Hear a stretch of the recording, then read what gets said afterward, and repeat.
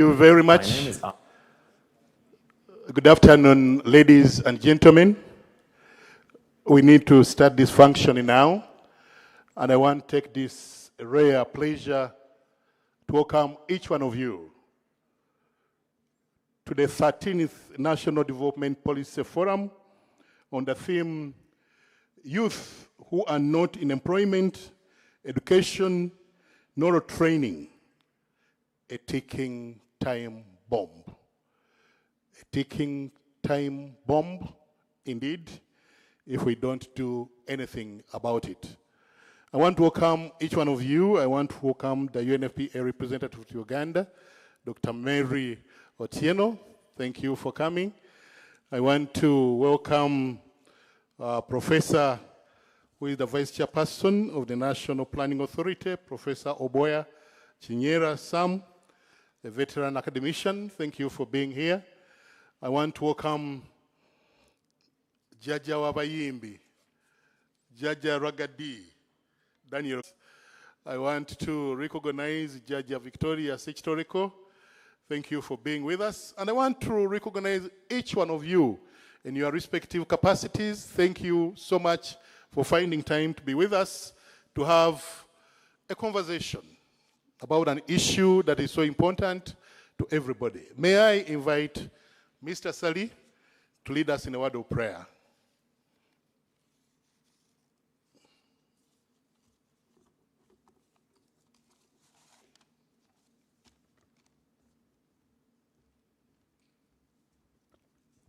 Let's humble ourselves for a word of prayer. Lord, we thank you for the gift of life. We thank you for our respective offices. We seek your presence and guidance in this forum. Fill us with wisdom and fruitful deliberations. Grant us commitment and harmony in our duties. In Jesus' name we've prayed. Amen.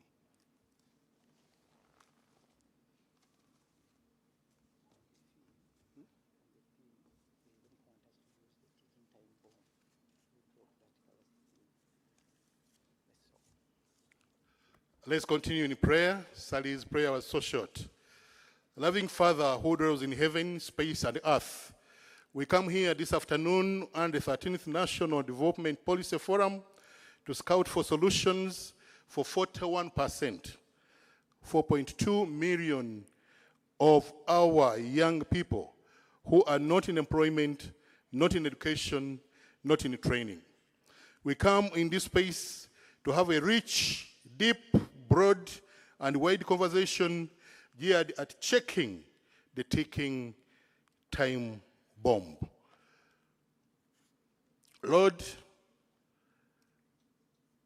we are here to explore strategies of making employment creation the major target for the monetary policy instruments besides micro and macroeconomic stability. Loving Father in heaven, we talk about jobless economic growth. This should not be. This should stop. And we should see that the jobs are created in this economy to provide employment for the young people. Ticking time bomb, indeed, my Lord, invisible yet present, in attendance yet uninvited, in tatters yet undeterred, in possession of nothing and capable of losing nothing.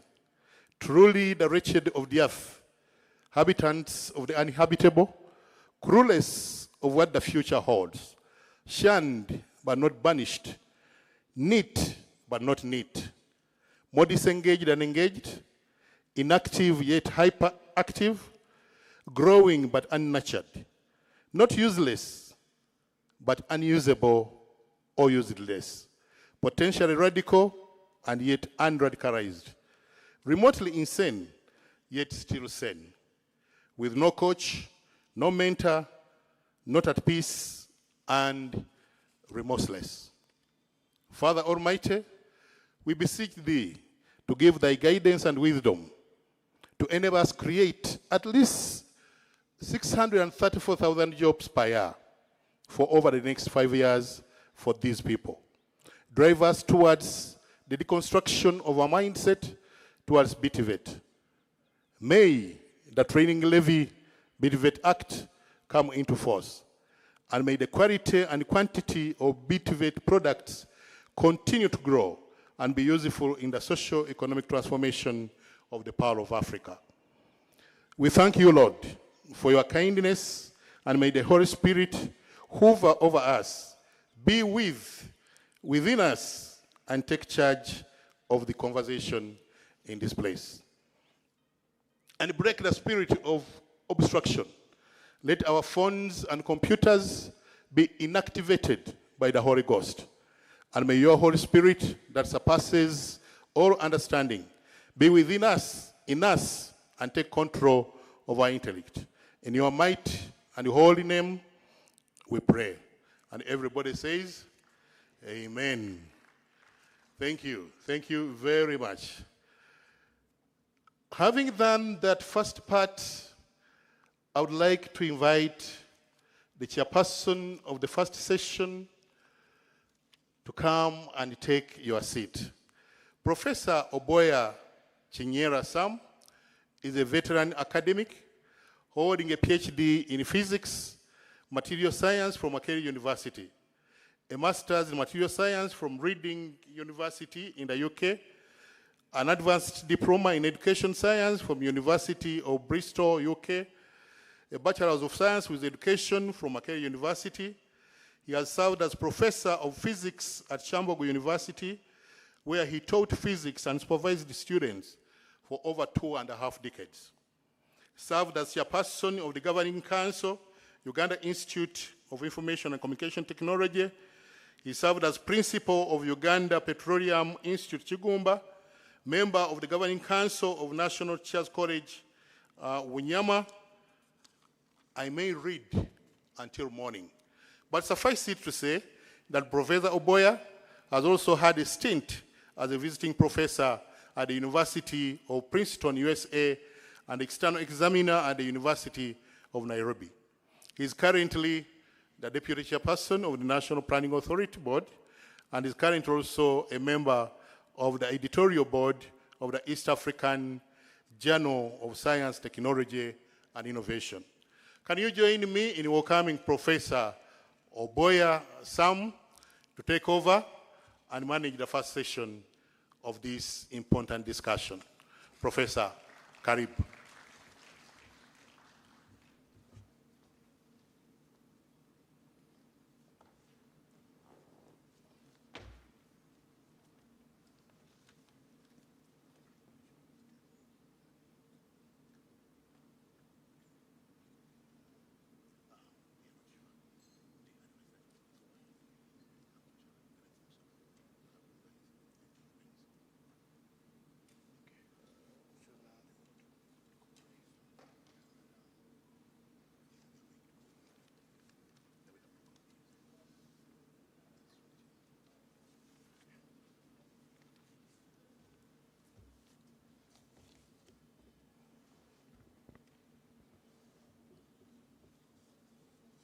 Good afternoon, everybody. My name is Professor Oboya, as you have heard, working at the moment as the deputy chair. I'm standing here because my substantive chair is out of the country, and that's why I'm here. I want to start, first of all, by welcoming all of you and thanking you for taking your time off in order to attend this very important meeting of this afternoon.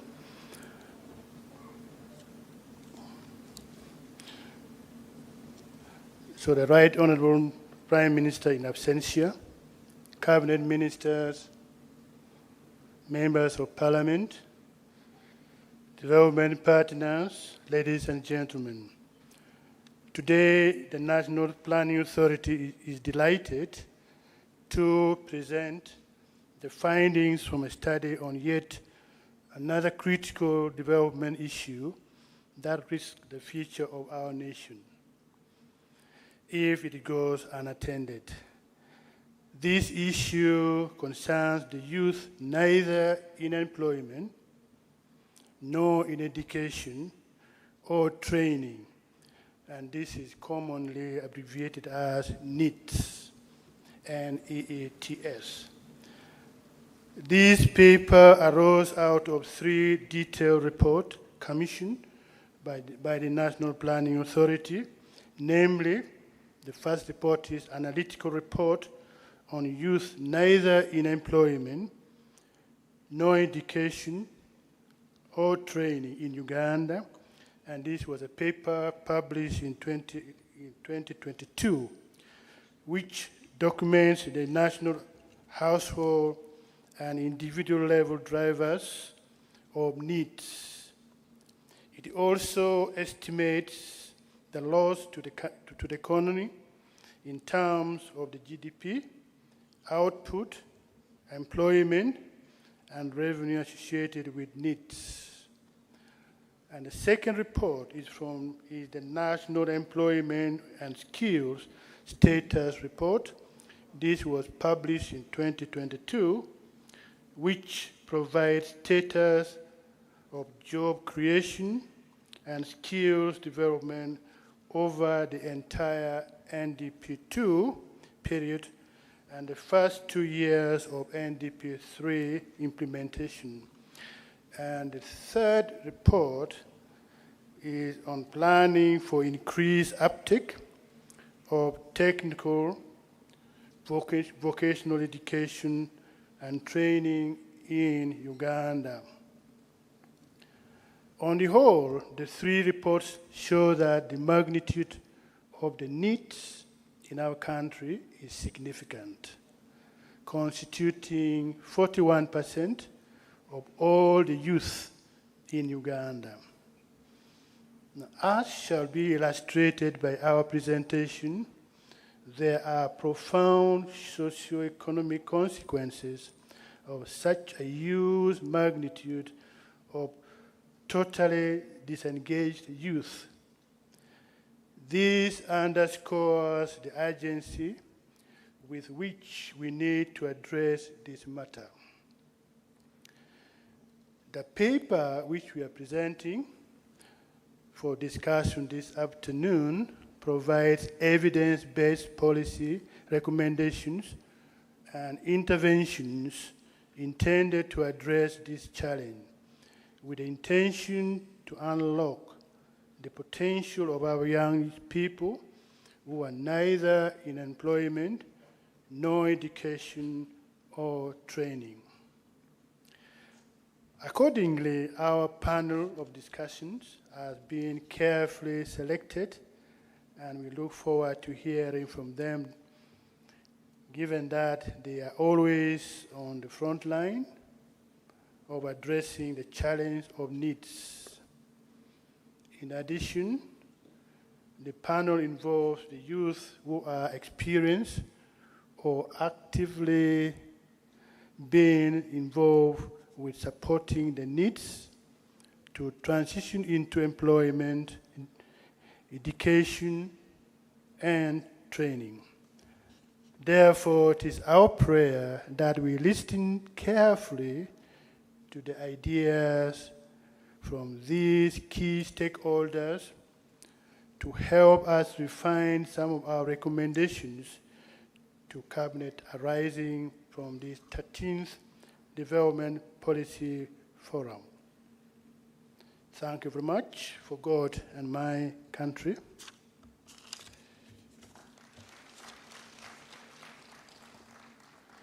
So at this point, I want to request the country director for GIZ and come and make a remark. The country director, please, can you come up and make a remark?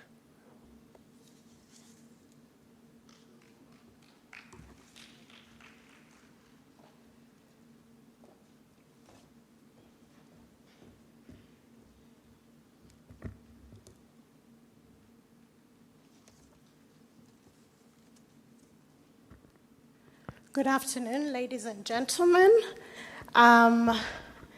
Professor Boa, as you can see, I'm not the country director of GIZ, but I'm here in a representative capacity Our country director, Mr. James Macbeth, could not be with us today in person, but sent me with warm regards to everyone in this policy forum from GIZ. I think I would start without referring to the written notes, but really from a personal perspective. I really, really want to congratulate the National Planning Authority on 3 key points. GIZ, and especially the governance program, has had a long-standing cooperation with the National Planning Authority, and from this perspective, we're very much delighted to be part of this National Development Policy Forum. But I think for us, what stands out are 3 aspects which I'm going to highlight. I think this National Development Policy Forums and the ones that have been held previously really demonstrate that indeed NPA is the think tank for the country and has been coming up with research papers that contain very strategic, I would say, recommendations, implementable recommendations, which from the perspective of this particular research paper that we're going to listen to, I find very realistic and very implementable in regards to the constituency that we're talking about. The second perspective, or the second part that I'd like to congratulate the NPA on, is utilizing a participatory approach in carrying out the research, and that's why we're all here, to input into the research before it's made finalized into recommendations that can be implemented at policy and strategic level. So I really congratulate National Planning Authority for using this participatory approach, because this is what enhances national ownership of such recommendations that become policy at one point in time.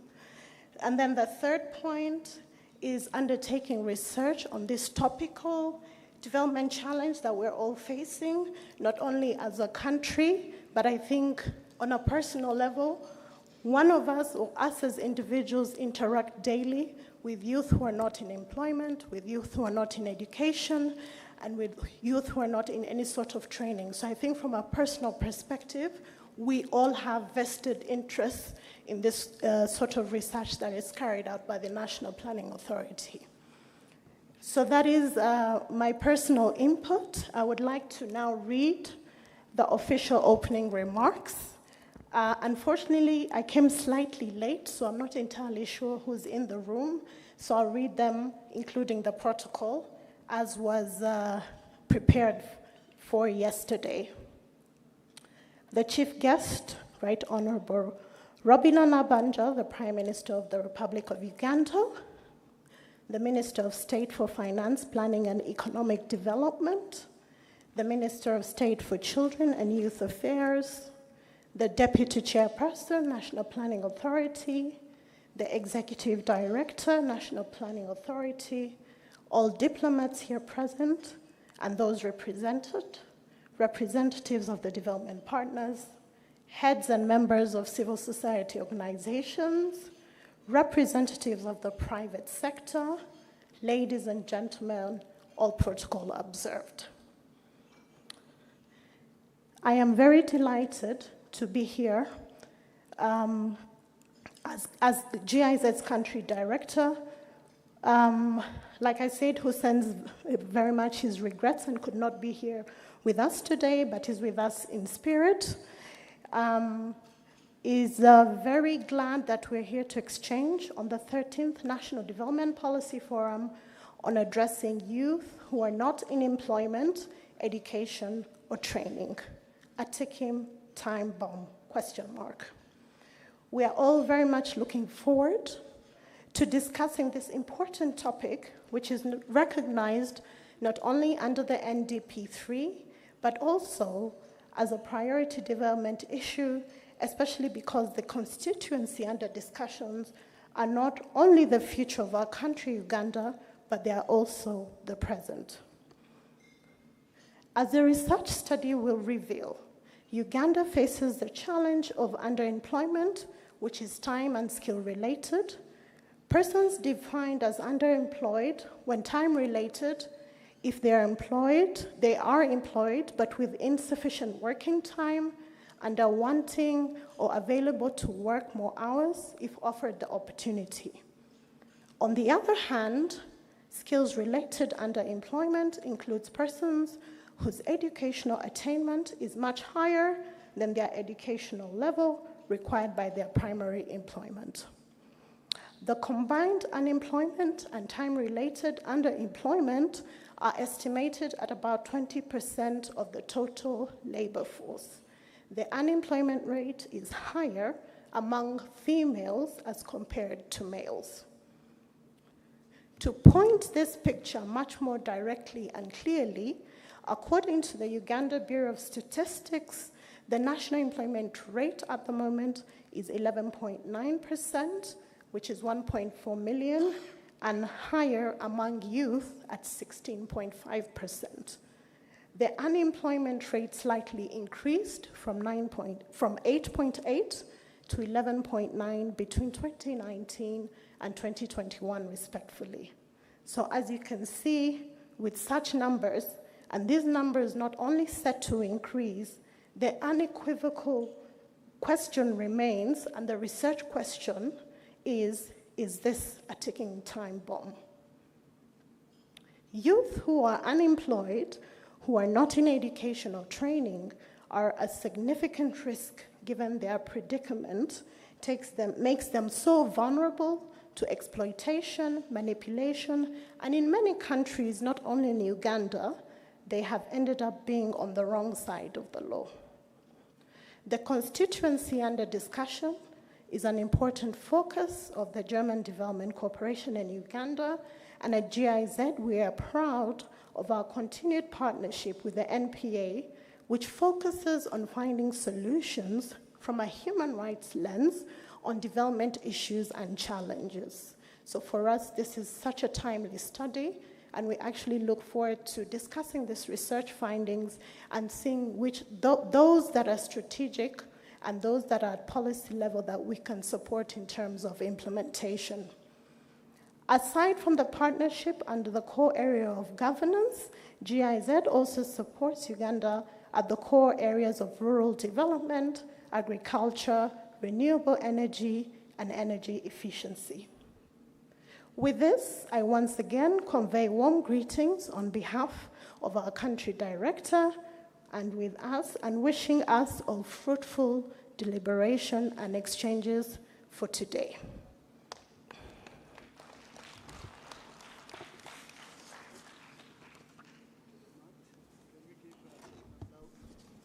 Second applaud for that good presentation.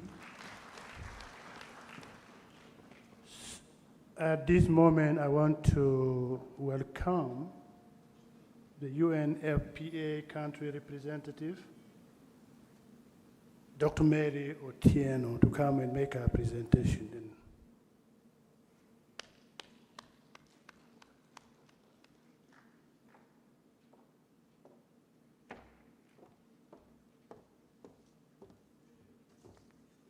Good afternoon, everybody. Good afternoon. Okay. So I recognize the Executive Director, National Planning Authority, and all your team. The other members are not here, I believe. I recognize the representative of GIZ, members of Parliament if you are here, development partners, civil society organizations, any UN organizations, and more importantly, the youth. This is your report, so I recognize you this afternoon. I'm really delighted to be here to participate in this 13th National Development Policy Forum with a focus on the youth who are not in employment, education, or training, based on a report by NPA with support from UNFPA and funding from the Netherlands Embassy. And we have a representative from the Netherlands here. So thank you so much. The analytical report on the youth not in employment, education, or training, NEET, provides an invaluable insight on the challenges and opportunities facing youth and Uganda as it prepares to harness the demographic dividend. The share of youth who are neither in employment, education, nor training is being given attention, increasing attention, because of the assumed potential to address a broad array of vulnerabilities among youth, touching on issues of unemployment and underemployment, early school leaving, early childbearing and teenage pregnancy, and associated responsibilities and labor market discouragement. So I do not see this as a time-ticking bomb, but an opportunity to address these issues that have bedeviled us for many years. Now, these are all issues that warrant greater attention as numbers of young people continue to rise markedly as countries realize the role of youth in contributing to socioeconomic transformation, as well as aligning to the Sustainable Development Goals principles of leaving no one behind.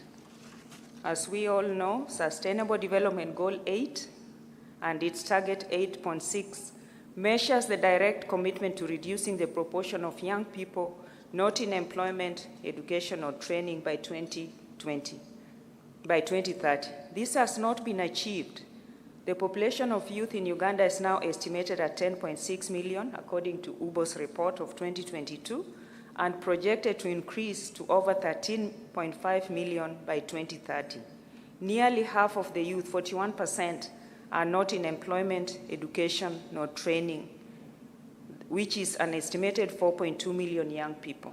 These numbers are projected to rise to over 6 million by 2030. The rates of NEET, however, vary from these regions in Uganda, from 26.3% in Kampala to as much as 61.4% in Bukedi region. When young people have no tangible prospects of employment, they lack social protection, support, and at a time when they are sexually active, entering their sexually active age category to start families, this further increases their vulnerability. Ladies and gentlemen, the consequences of being a youth NEET are severe and impacts on the individual negatively, especially their education, livelihood, health, well-being, and ability to make informed reproductive health decisions. At community and national level, there are socioeconomic consequences, including chronic unemployment, poverty, and gender-based violence. The country loses over $168 million annually due to lost income arising from unemployment, lost output in terms of GDP, human capital, as you will read from the report. This has major implications as failure to plan or keep the youth population fully engaged in productive work limits the country's potential to harness the demographic dividend. Now, all is not lost. There is a lot being done, but what we need to do is really to scale what we are doing. On my last trip recently to, I can never pronounce this, Nakapiririt district in August, I was impressed by how small savings by 25 young women is having ripple effects and changing their lives, families, and communities. So this is a group of 25 young women who have been organized by UNFPA with support from our implementing partner, BRAC. They come together and they are given small funds to start businesses while they are also being given reproductive health information so they can plan their families, not marry early, and not have many children. And these 25 young women who are called Nachela Economic Livelihood for Adolescents Club came together and they were given 2.5 million Uganda shillings. And they started selling second-hand clothes, farming, having their own retail shops, as well as taking care of their families. After a year, they received government support through the Myoga program of about 5.4 million to support their businesses. They later on got a loan of 9.7 million from the same program, Myoga. They have now been able, and these are women, young women, to construct individual houses, their own houses. So who says that you have to wait for a man to build your house if you are a young woman in the village? So they are changing the narrative of depending on men. They are being empowered. They have built their own houses. They are taking their children to school, and they are planning their families. One of them is a counselor now because of this organization and coming into the club. So these are really, really success stories, and we need to invest in such programs. They are at a small scale, but we need to really scale them up and accelerate the program. One of them was actually breastfeeding a baby. And we were all looking at the baby because the baby was so healthy and beautiful with a glowing skin, which is rare in the villages. I've traveled far and wide in the region. So we are having impact, but at a small scale, and we really need to invest in such programs. So such stories inspire us to empower the youth to make informed choices, which will enable them to fulfill their potentials.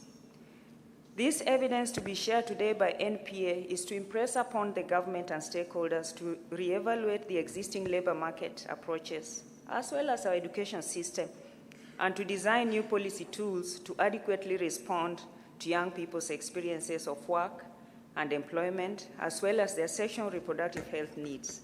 A new youth-centered research agenda to formulate a call for action to respond to the youth employment crisis with youth-inclusive policies is now a priority. Policies aimed at reducing NEET rates will automatically address a broad range of social vulnerabilities, including access to sexual and reproductive health information and services, rights and choices for this category of youth. I'm happy to inform you that the UN, as a collective, is working with the government and has developed the Adolescent and Youth Joint Program to address some of the major challenges youth of Uganda are facing. It is our desire that the situation affecting young people in Uganda will be addressed, and we will be able to change this eventually so that they can contribute to the socioeconomic transformation of Uganda unimpeded. Thank you so much.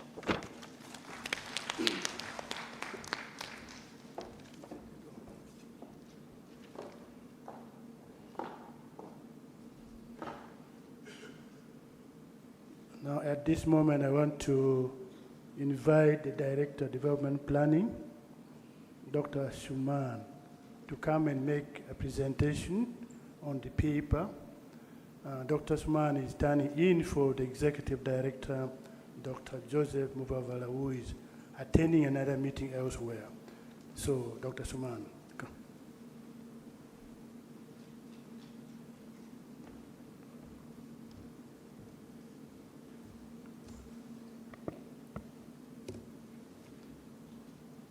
Ladies and gentlemen, good afternoon.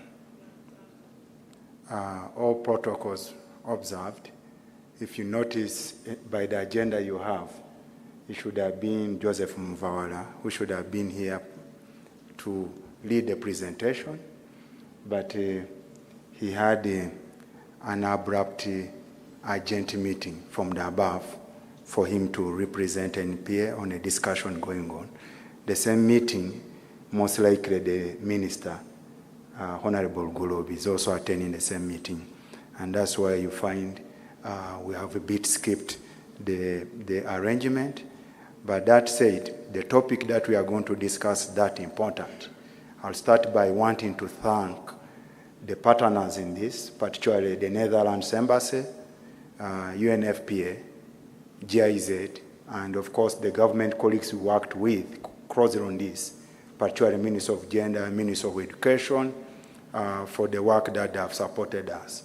But as an NPA, before we go into the actual presentation, I want maybe to remind you why we normally have these policy forums. Because we normally sit in our offices and do some bit of work. We think that as this work matures for policy purposes, we need to share these ideas with the general public, not only to share what we are cooking, but also, more importantly, to try to get your feel and feedback as we refine this in the next policy discourse. So we want to thank you for coming to be part of that conversation, to ensure that you inform how we are going to push this conversation forward, particularly in the next plans, and as government, how we are going to push this into policy forums and policy responses. But to come back home on the topic itself, why are we looking at this topic? for somebody to answer this well, you need to understand the need to be employed. Because employment is not just about a job. It's not about just the earning, the money you are making from that job. Employment, for those of you employed, it defines you. It defines the lifestyle. It defines why you wake up every day. Now, if you're employed, put yourself in the shoes whereby you are waking up and you don't know what you are going to do. Now, if you broaden it up to the current younger people you are talking about, they are neither in employment, they are neither in education, nor any type of training. So what kind of life do you have when you wake up without anything you are thinking about? If you lose a job, that's why it is found, for those who have worked for some time, is that most people who retire die within the 5 years of retirement. Now, this is a youth who is starting his life without hope. So we need to sort out this issue. If you come to society in general, you find that employment, it does not only reduce, we are losing about over 12% of GDP in lack of these youth not in employment, the needs in general. If we're able to include them in the employment bracket, there would be a big driver where we want to go as a nation in terms of increasing our GDP level. But it also improves the happiness. I saw a paper which talked about the majority of Ugandans who are not happy, majority are likely to be mad. But if you are waking up without any hope, this is likely to happen. So this, we need to sort out this urgently. If you go a little bit more, for those of you who are employed, the dependency ratio is not the usual dependency ratio which looked at children. But if you are having a youth who is in this bracket, it means it increases your dependency ratio and therefore the level of work for people you have to feed. So without further much ado, I would want to request my colleague, Dr. Hamisi Mugendawala, to make the substantive presentation. Dr. Hamisi is the manager policy research who has led this process of doing the substantive work. He's going to do the actual presentation on behalf of NEPA. Thank you very much.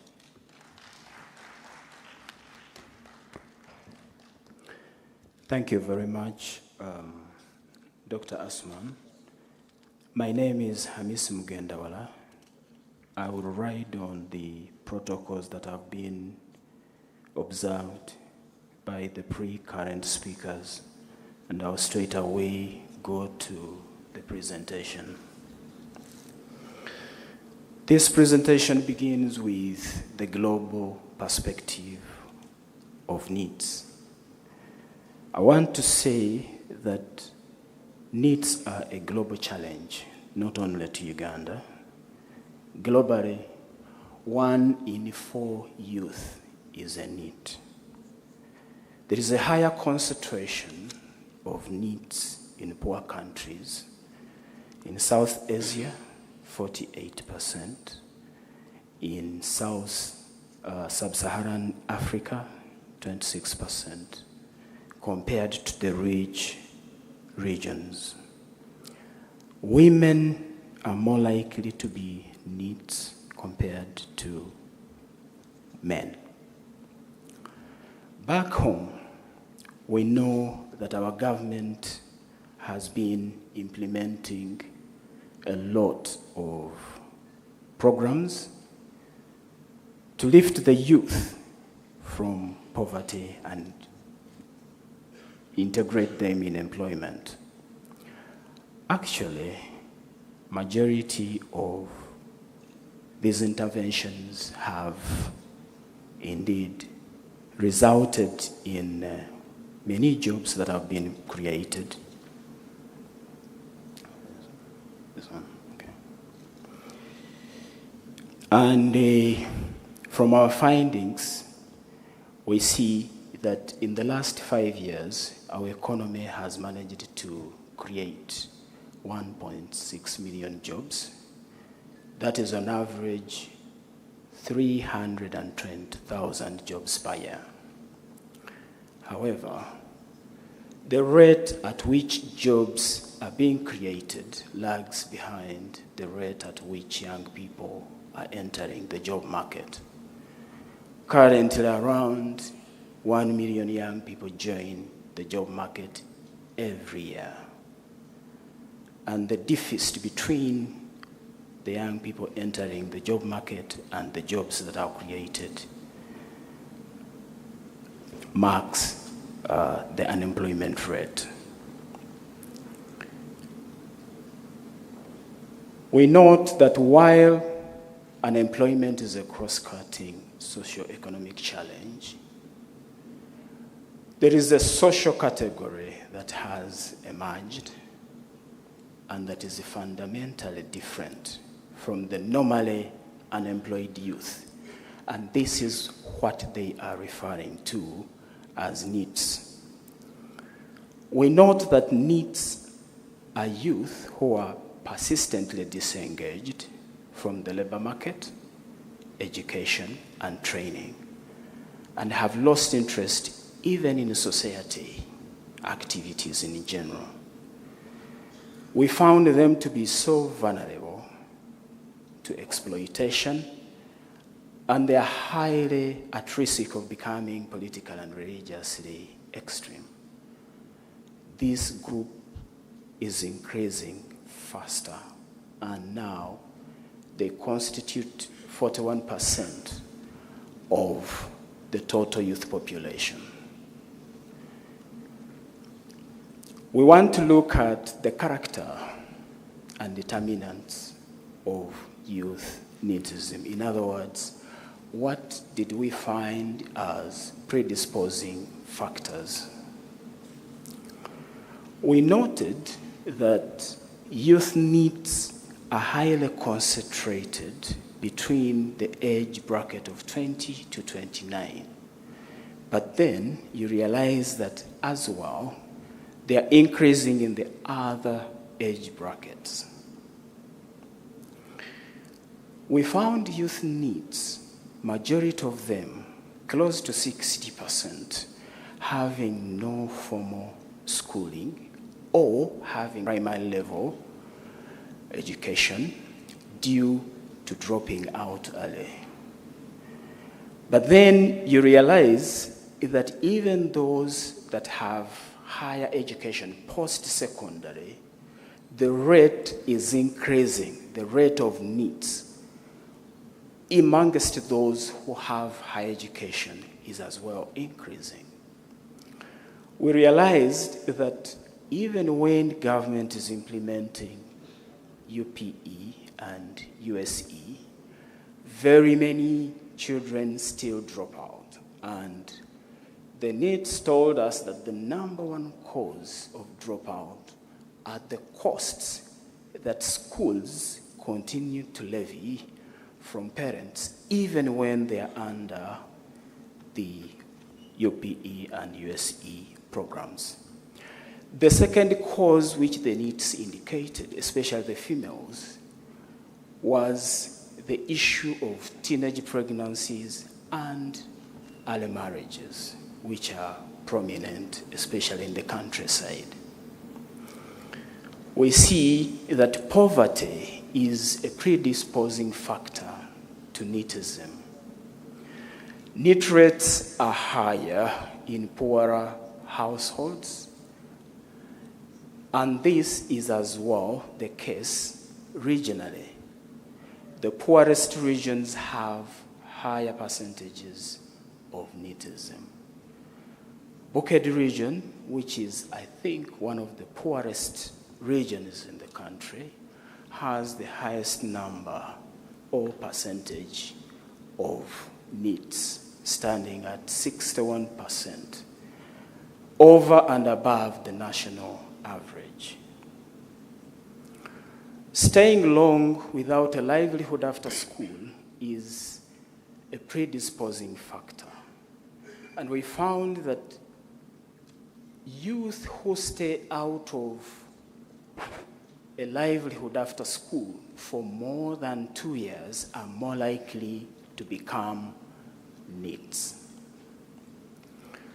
From our econometric analysis, we found that substance abuse, alcohol consumption, household size, particularly large households, disability, migration status, were found to be significantly associated with NEETism.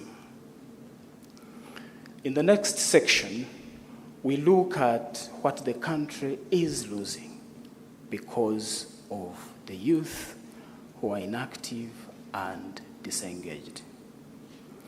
In 2020-21, the country lost 15 trillion by having 41% of its youth who constitute part of the labor force in 1,500 per month in 2019-2020. We found traces of political and religious extremism in areas of high density of NEETs. But also, we found poor education and health outcomes in areas with high concentration of NEETs, but also heightened insecurity, crime, in areas with high density of NEETs. In the next section, we mapped the NEETs skills profile to the job market. What we found was that whereas the agriculture sector was found to be suitable to the skills profiles of the young people who were NEETs, majority of the NEETs told us that they were very reluctant to get employment in agriculture sector due to unguaranteed financial returns arising from the inherent nature-based risks associated with agriculture. And they said that rather, they preferred other economic activities, including charcoal burning, sand mining, stone quarrying, lumbering, brick making, among others, which guarantee some daily income compared to agriculture, whose income is seasonal. Unfortunately, the NEETs who were interested in agriculture didn't own land, which limits their participation in the sector. Whereas majority of the NEETs that we spoke to preferred services sector employment, manufacturing, public administration, we found that their skills profile were not aligned to the required threshold of skills that these sectors require. We realized that majority of them believed that if they had done a specialized course in technical vocational, perhaps they would increase the likelihood of them getting reintegrated into the job market. However, they indicated that there are still so many barriers to vocational training. They indicated that institutions still require entry requirements, academic entry requirements, either P7 or Senior 4, which they don't have. They indicated that whereas TVET is very expensive, the people who end up or desire TVET training are the poorest. And so there is, again, a mismatch. Some of them said they lacked proximity to a training facility. Others indicated that they are put off by the inflexible and supply-driven curriculum implemented by the TVET institutions, while some do not have any interest in vocational education. We found that the presidential industrial zone hubs tried to dismantle some of those barriers that we've been looking at. However, we noticed that there are quite very few only 19 in the whole country, and their intakes are still lower, each on average 240, vis-a-vis a demand from averagely 8 districts served by one hub.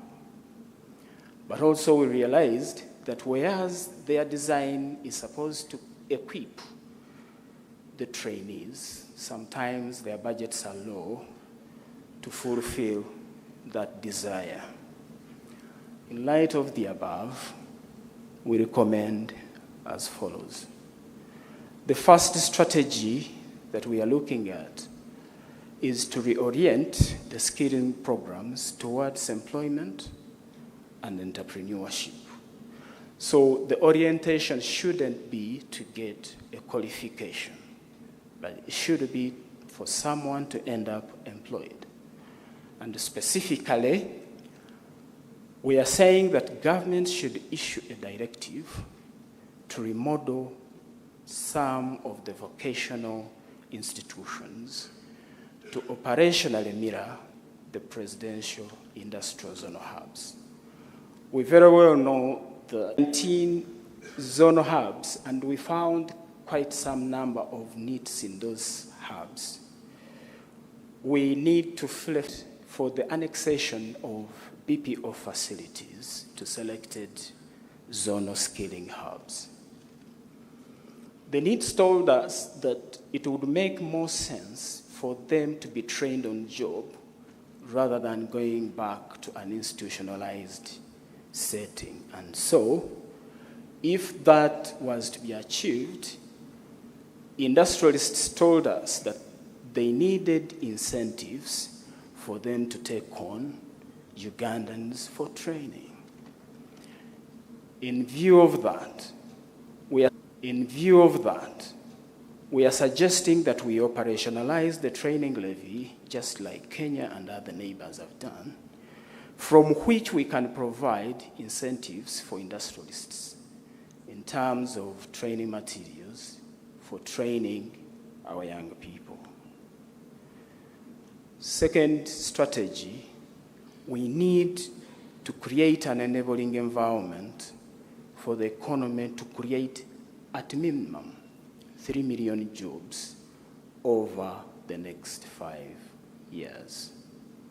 Specifically, we need to secure investment or to secure credit from UDB to earmark and target more resources towards value addition, because that is the source of employment, but as well offer special credit facilities to particularly enterprises and associations which provide employment mainly to the unskilled youth. We also need key targeted interventions at parish level. Institutionally, we do have an institution called the National Employment Council. We are recommending that we review and redefine the mandate of NEC with intention to empowering it to coordinate employment creation interventions and as well manage the framework through which progress on employment should be reported. We need to prioritize businesses located in regions with the highest concentration of youth needs for the award of economic stimulus and business recovery funds. We also believe, or we want to interest Bank of Uganda to explore the possibilities to make employment creation as a major target for monetary policy besides price stability, because we see that this is now a global best practice for most of the central banks. Of course, we know that this will require the provision of high-frequency data on employment, which we don't have currently. But also, we need to make employment creation a business of everyone by mainstreaming it in employment creation, in program development plans, in local government development plans, and sectoral strategies in collaboration with the private sector. We also found that there are quite scarce skills that are not being provided in some of the public training institutions, but the private sector can. We benchmarked 2 institutions, that is Baker Technical Services, which trains road construction foremen, and an institution owned by a young man in Ntinda called Patrick Mbonye, who owns TASIC, the Assessment Skills Center. They are training high-level technical skills, and most of the youth trained there get employed elsewhere outside Uganda. Finally, we are saying that for the NEETs who are interested in agriculture, we need to mobilize them in order to join some of the existing groups or production cooperatives to access government and non-government-based support. Thank you very much.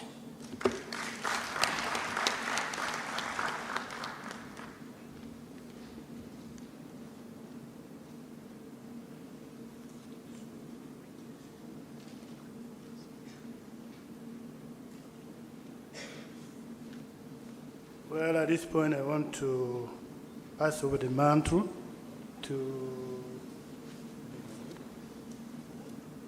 Mondo to continue with the moderation. Thank you very much. Thank you very much, Professor. And that clapping is not adequate for Professor Oboya, knowing his CV. Can we also thank the people who have presented, right from GIZ? We want to thank you for being here and for all the support you have given us. National Planning Authority, we want to thank you. UNFPA, we want to thank you so much for always standing with us on matters that concern the youth in this country. Professor will now take leave, and we are going to go into the next session where I'm going to invite the panelists to interrogate the paper that has been discussed. Professor Boya Sam, thank you very much. Can we clap for Professor as it goes down? But before I invite the panel, permit me to recognize some of the people who are here.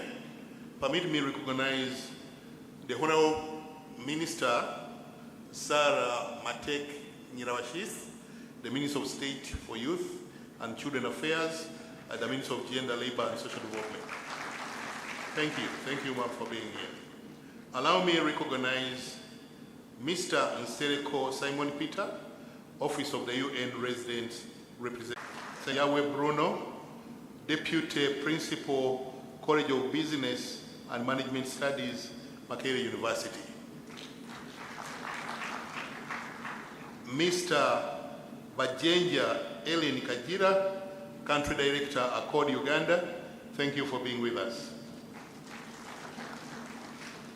I already recognized Mama Honorable Victoria Sechtoreko, who is here with us, an encyclopedia on issues of agriculture in this country. I've also recognized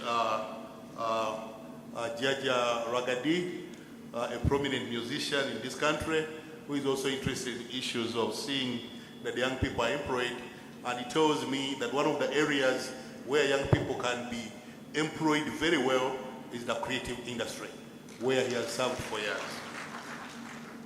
Let me recognize Rosette Naboma, the Deputy Head Budget and Monitoring Unit, Minister of Finance.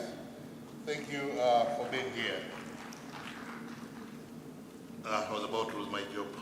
Permit me to recognize Mr. Martin Wandera, my director, the Director for Labor and the Minister of Gender, Labor and Social Development. Mr. Director, thank you for being here. You can wave to the people. Permit me to recognize Mr. Bruno Otto, the country representative, UNIDO, UNIDO.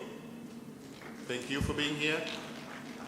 Permit me to recognize Mr. Opio Stephen, the officer in charge, IRO Office, Kampala. Thank you for being with us this afternoon. And last but not least, Dr. Waswa Francis, Office of the UNDP representative in Uganda. Thank you all for being here. We are live on UBC and NBS. We are also live on YouTube, Twitter, LinkedIn, Facebook, and Zoom. Our hashtag is addressing youth needs. Addressing youth needs, that's our hashtag. We want now to delve into the panel.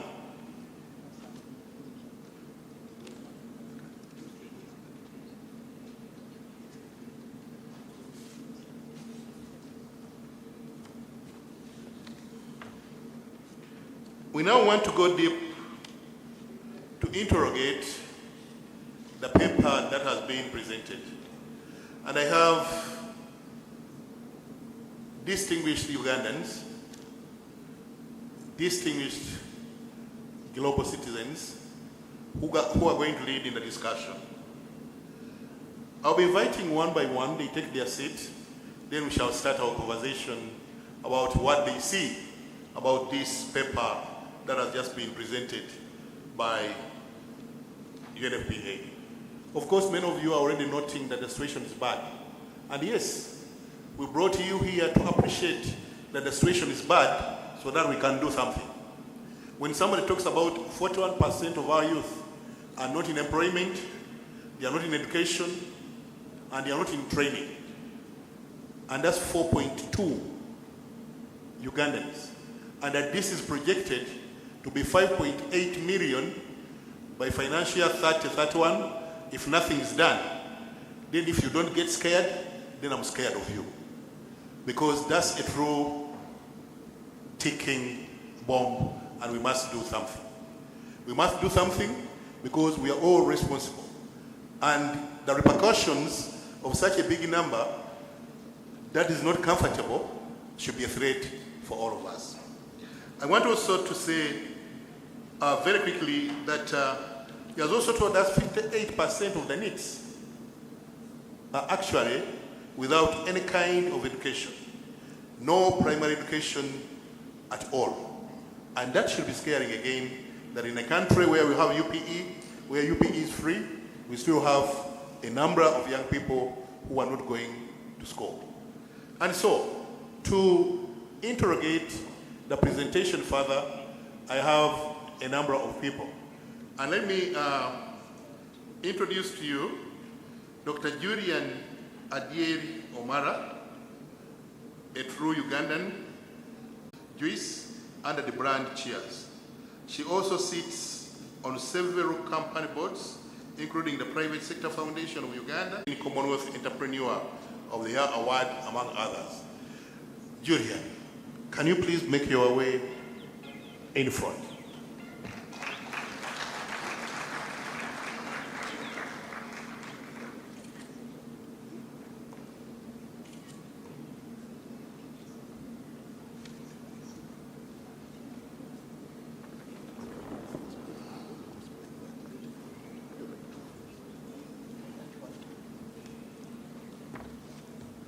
Allow me introduce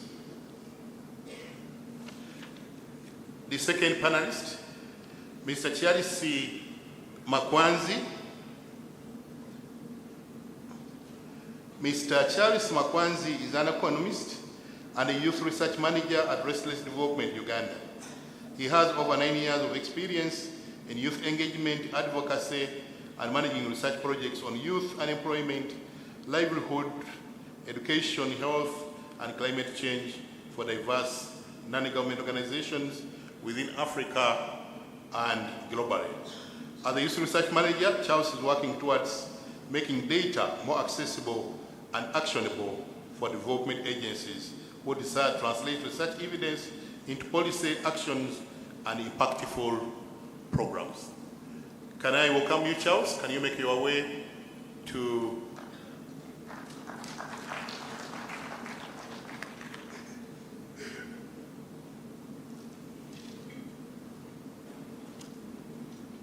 Can I introduce Mr. Raymond Kamugisha? Mr. Raymond Kamugisha is the Director, Presidential Projects and Industrial Hubs. He is a certified project management professional with a Master's in Science Construction Project Management from Makerere University. He formerly served as the Private Secretary to none other than His Excellency, the President of the Republic of Uganda, and he was in charge of youth affairs. He is also a renowned businessman heading Serena-based Aileka Group with interest in farming, construction, real estate, solar energy, and a chain of other businesses. Can I invite you, Raymond Kamugisha, to come and join?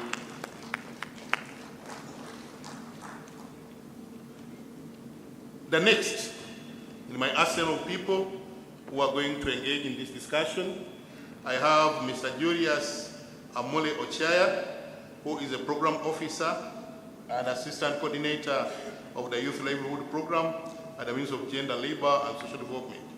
He previously worked as a senior community development officer at Nebi District Local Government. He is passionate about empowering youth to harness their socio-economic potential. He has served in public sector for over 2.5 decades.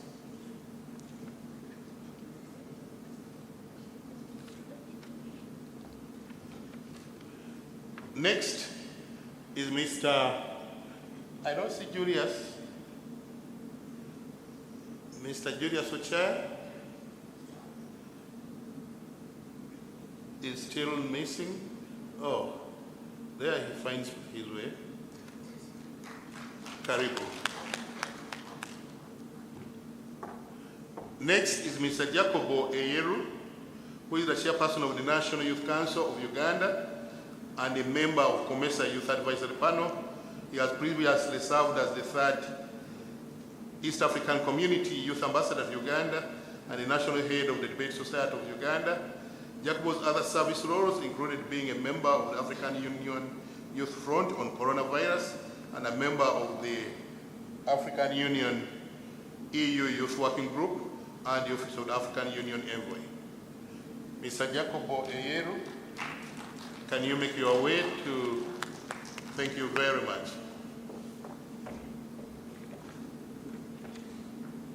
Before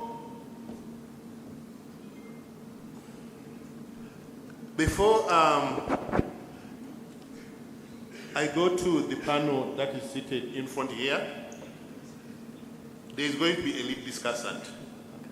The lead discussant is representing the Permanent Secretary of the Ministry of Gender, Labor and Social Development, who is Mr. Martin Wandera. He is going to give the first shots at the discussion. Mr. Martin Wandera, kindly find your way to the podium. Can we clap for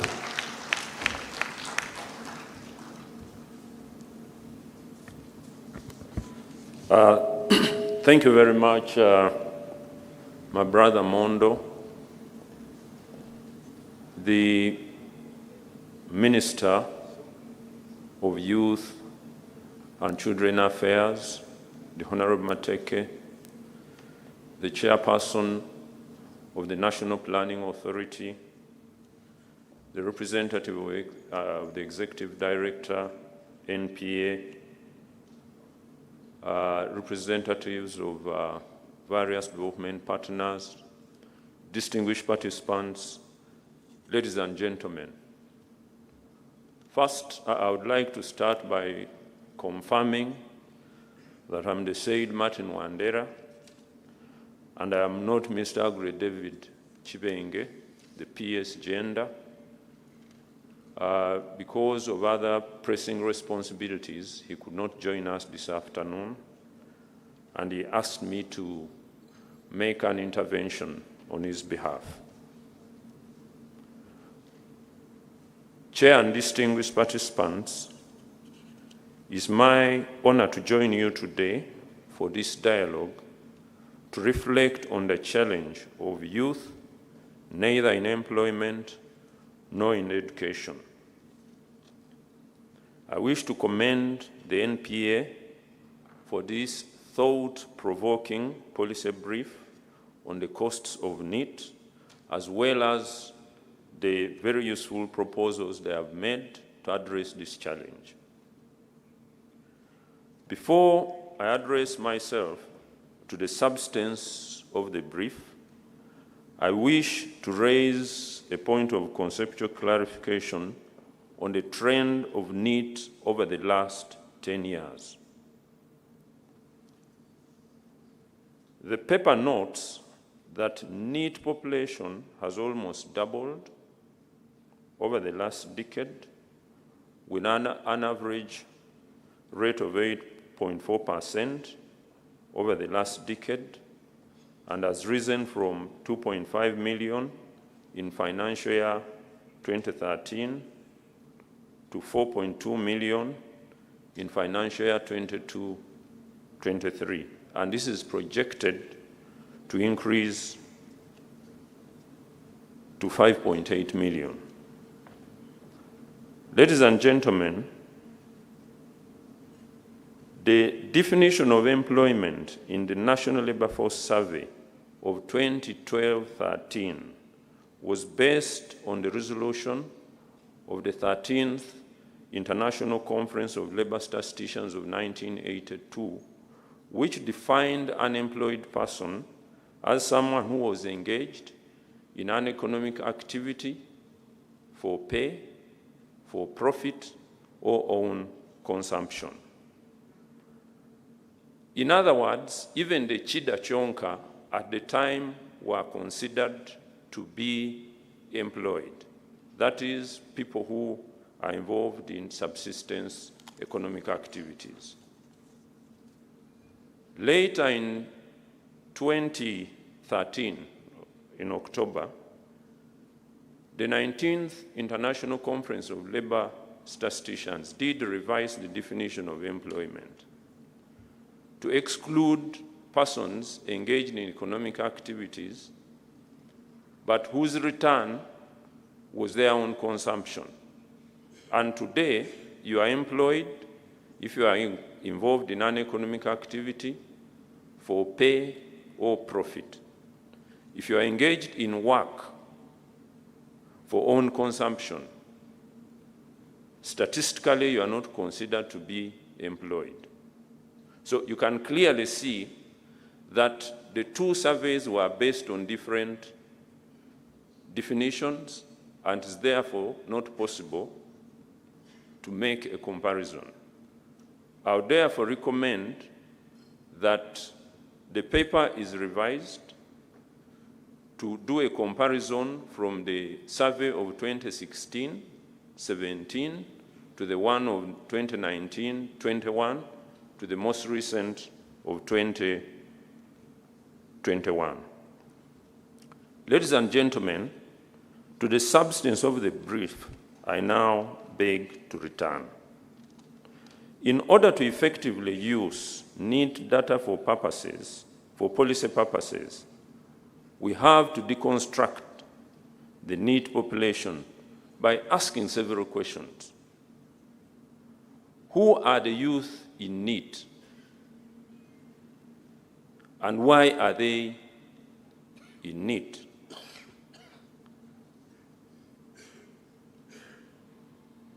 The youth of interest in this discussion have three distinguishing characteristics from all the other youth. Namely, and it's important you note this because it's going to be very relevant for the points that I'm going to make. They are not in school or in training, and they are not in employment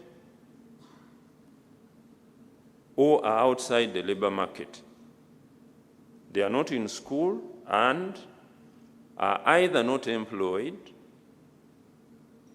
or are outside the labor market. I will explain this. You are unemployed if during the reference period you are without a job you are looking for work and you are available to work, and you are considered to be outside the labor market if during the reference period you did not have a job, you did express interest to work, but because of existing conditions, you are not available and you did not seek for work. And according to the Labor Force Survey of 2021, these were about 3.2 million. I think the policy brief has used some estimation to give the figure of 22-23. My intervention is based on the stats of the survey of 2021. Having identified who they are, there is need then to answer the question of why these youth are outside the labor market. The Labor Force Survey of 2021 characterized the youth outside the labor market as follows. There are 1.6 million who did not look for work, but they were available for work. 12,822 looked for work, but even if they had found a job, they would not be available to take on the job. And 1.55 million, about 1.5 million, never looked for work, and they were there and were also not available for work.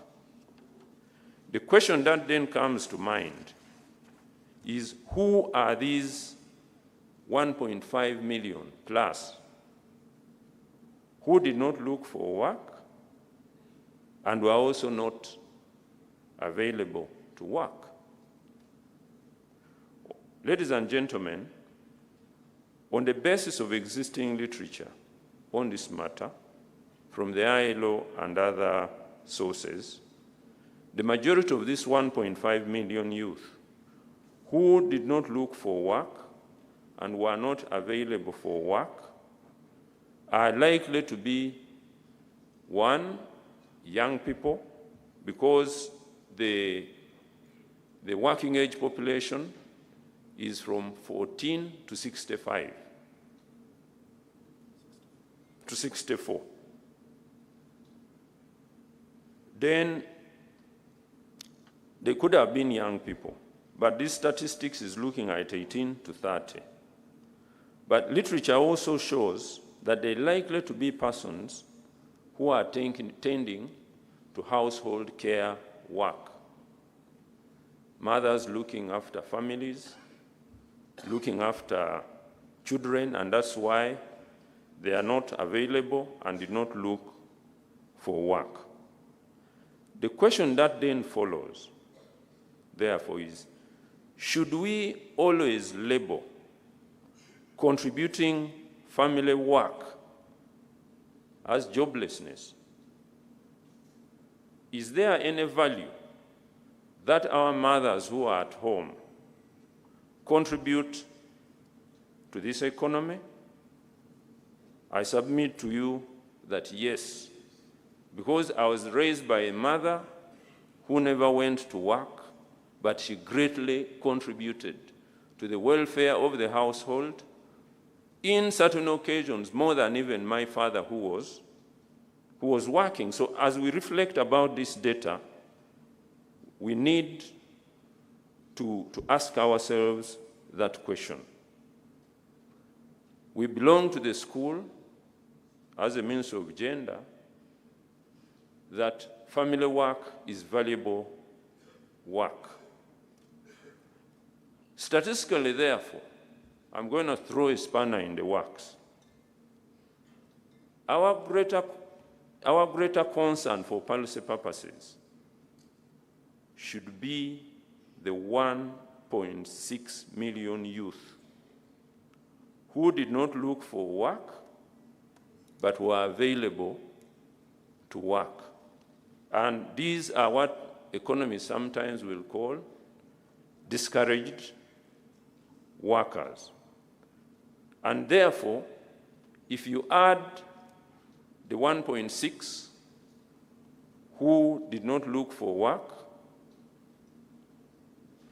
but were available to work, plus those who looked for work but were not available, you get about 2.5 million people. I'm used to money, I was about to say 2.5 million shillings. And therefore, the need of concern, from the way I see it, is less than 41%.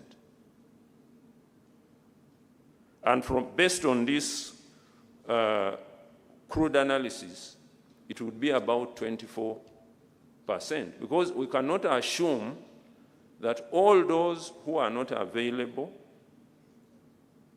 and who did not look for work are people who are not contributing to the economy or who are poor. Even in Kololo, if you went there, they are stay-home moms and dads. Ladies and gentlemen, I would like to say that we align ourselves with the reasons given by the NPA on the persistence prevalence of NEET. They were very spot on. However, I wish to point out one other factor, that until NDP3, employment was not mainstreamed in government programs. The NDP3 was the first attempt, although some think it was not adequate enough, but was a positive step. And this was a result of the fact that for a long time, the neoliberal school had dominated development planning in this country, where it was assumed that if there was growth, there was automatically creation of employment. But the statistics show you can have growth with weak intensity of employment creation. And to that, would like to add that jobs just don't happen. We assume that jobs would happen, and that's why we have this problem. Therefore, as I navigate towards the end, I would like to submit that, yes, there are many people in need, but there is no cause for despair. Instead, as the NPA has noted, it is a call for us to action. And I would like to say that the government has already taken a number of measures and interventions that over the short and medium term will lead to amelioration of this problem. The first is that employment has been mainstreamed in NDP. We are working with NDP, Ministry of Finance, and other departments and agencies to make sure that it is even more clear within NDP4. At the ministry, we have, working with the ILO, I'm happy they are here, we have developed a tool for mainstreaming employment in all government programs. So, Dr. Mvawala, we are already answering that question. Not only are we doing that, we have also developed a tool for employment impact assessment. We should be able, either in the midterm review of NDP4, to say for every shilling of government, how many jobs have been created. But this will not happen if everyone in government embraces the fact that all agencies of government have a responsibility to the creation of employment. I'm very happy that Dr. Mvawala raised the issue of monetary policy. For a long time, BOU has been largely focused on price stability. But many of you know that one of the responsibilities of the US Reserve Bank is to promote employment, and we are happy NPA has picked this up. The other interventions that we are implementing at the ministry is the revitalization of apprenticeship. As Dr. Mvwara said, many skills are learned or honed on the job. So working with the ILO, we developed a national apprenticeship scheme. We've piloted in the hospitality sector, and we are rolling out into manufacturing and oil and gas. We also have a program for supporting Juakali enterprises where young people are given startup toolkits, and about 16,962 have benefited from this intervention across the country. Under UEP, about 214,000 women organized in about 20,000 groups have benefited from the YLP intervention, and many have grown their businesses from micro to small and medium. About 259,000 youth have benefited from the Youth Livelihood Program. We also hope that MYOGA and PDM will also contribute greatly in addressing the youth employment challenge. Ladies and gentlemen, you cannot measure what you can't count. And one of the biggest challenges that we have had is that labor statistics has been scattered in UBOS and different MDAs. We, together with the ILO, are developing a labor market information analysis system. It's going to be a digital platform which will congregate all data on the labor market, from the census, from surveys, from administrative records in the Ministry of Education, NSSF, among others. And this will facilitate it will facilitate evaluation of how the labor market is performing, but will also support planning. Finally,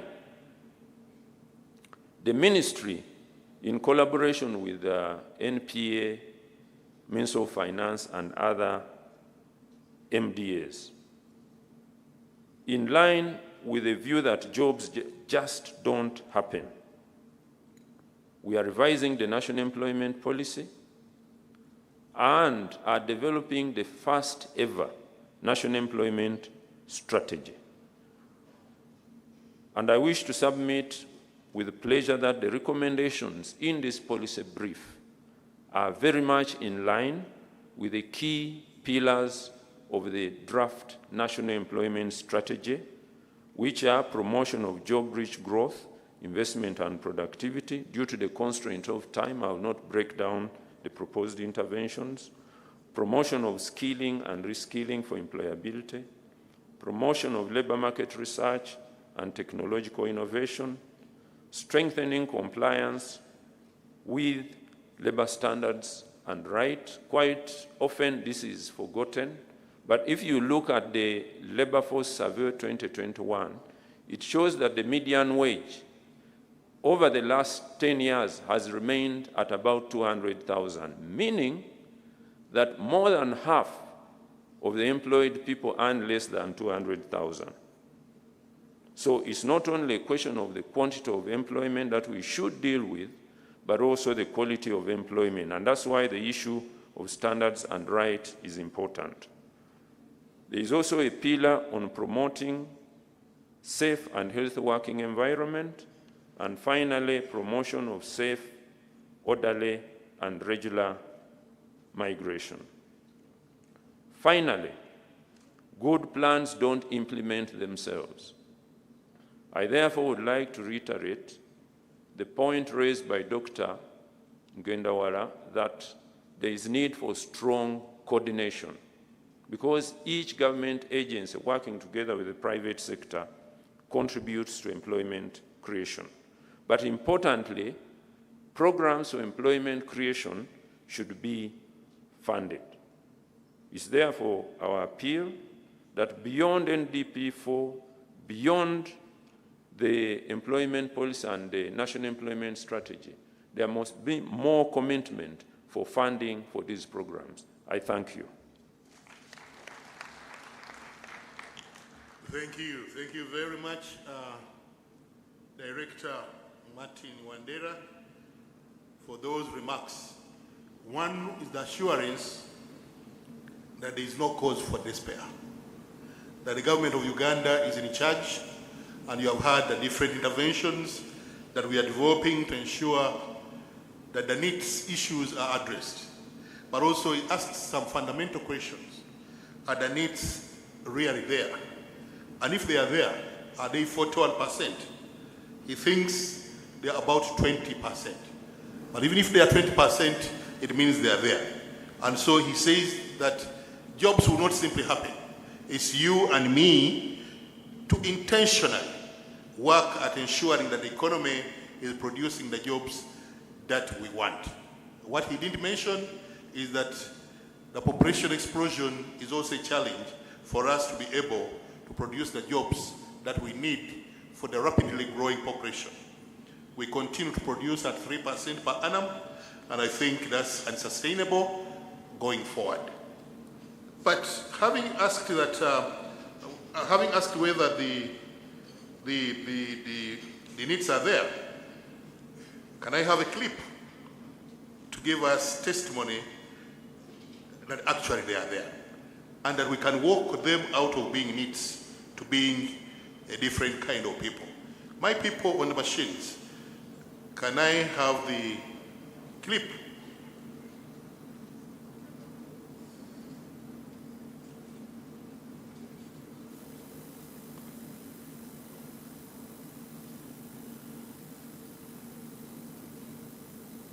There's a clip on youth NEET and youth who has transitioned from NEET.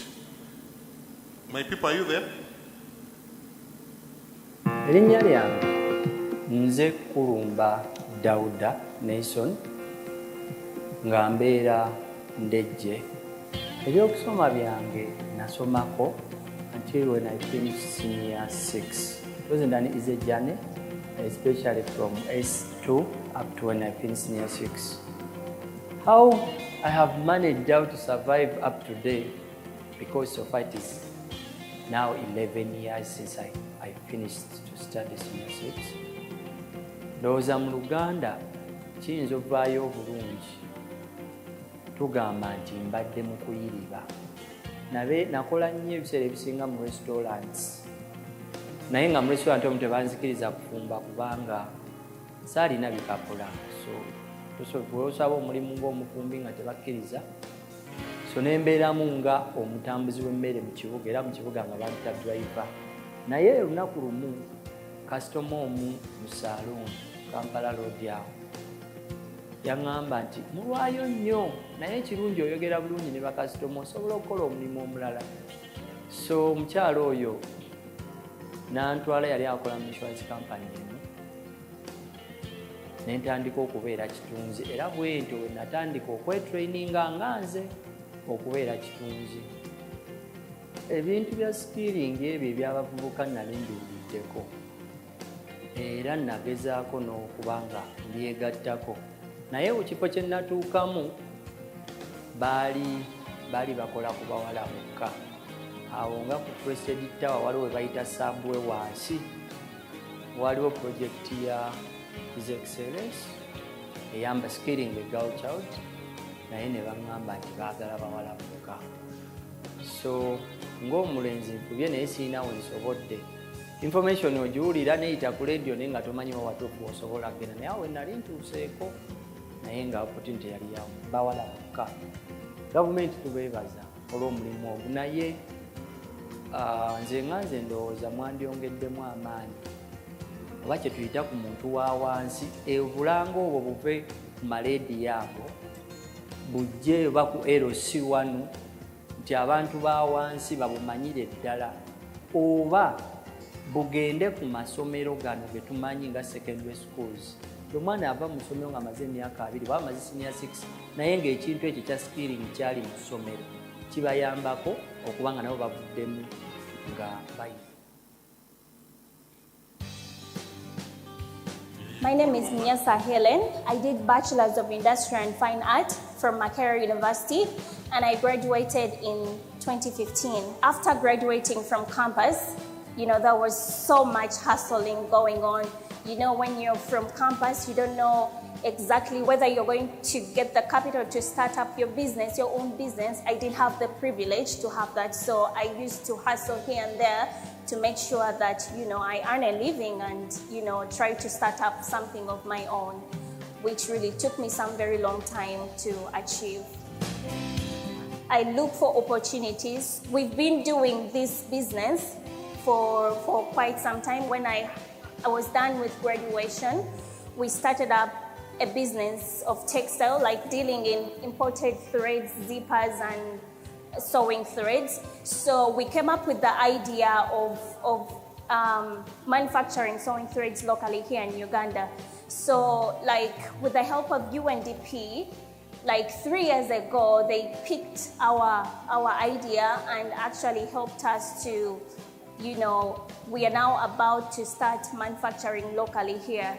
Something that is going to help import substitution and creation of so many jobs and reduction of plastic bottles. What I request of our government is to change the education system. Education should be available to everyone, and also to create vocational schools to collaborate and to partner with entrepreneurs. Here we shall be able to overcome unemployment.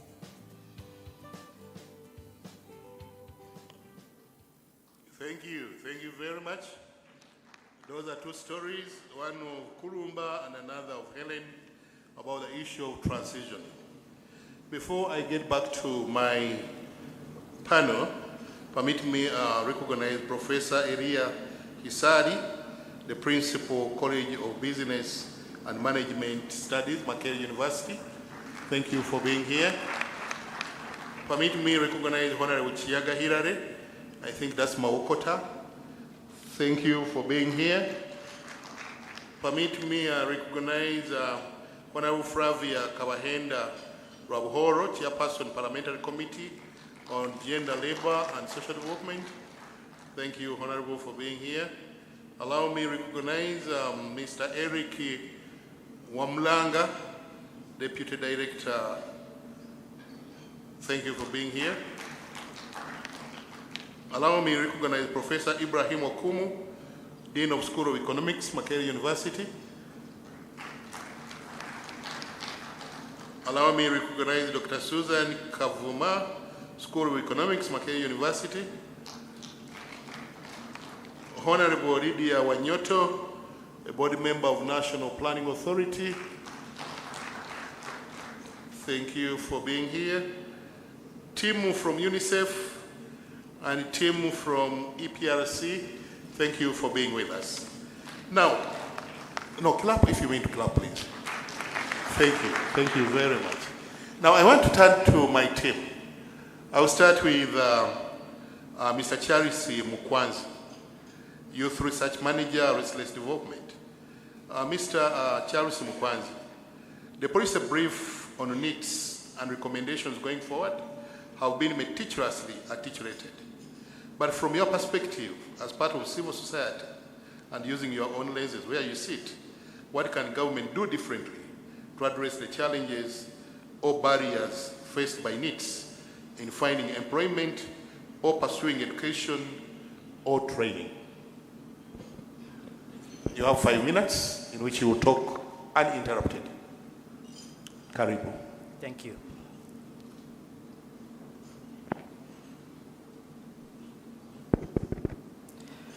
I'd like to start by recognizing the honorable ministers present here this afternoon, members of parliament, the executive director and leadership from the National Planning Authority, country representatives from UNFPA Uganda, representatives from GIZ, government representatives, development partners, and distinguished Now, let me save you, Charles. In the interest of time, don't go through the protocol. Just say protocol as already observed. Exactly. Because that way we save time. And all protocol observed, of course. I've been asked to provide some recommendations on what more government can do to provide or support young people to get employment and transition into the labor market. Just to give a bit of context, over the last 10 years, Restless Development, the organization that I represent, in collaboration with other development partners such as the MasterCard Foundation and academic institutions such as Makerere University and the University of Cambridge, has conducted extensive research into the youth unemployment challenge in Uganda. And so I'll share some of the recommendations that have been presented by young people through these various research projects that we've been conducting. I would also like to first mention that the recommendations I'll be sharing here very much validate also the recommendations that have been presented by the previous speakers. So I think it's important that we recognize that these recommendations are perfectly aligned, and the policy brief presented and launched today speaks to the existing situation that we have also been seeing through our research. So firstly, I think the government needs to address the mismatch between local opportunities and the relevance of education and skills training. By this, I'd like to allude to the expansion of vocational training opportunities and also further investment into digital skills.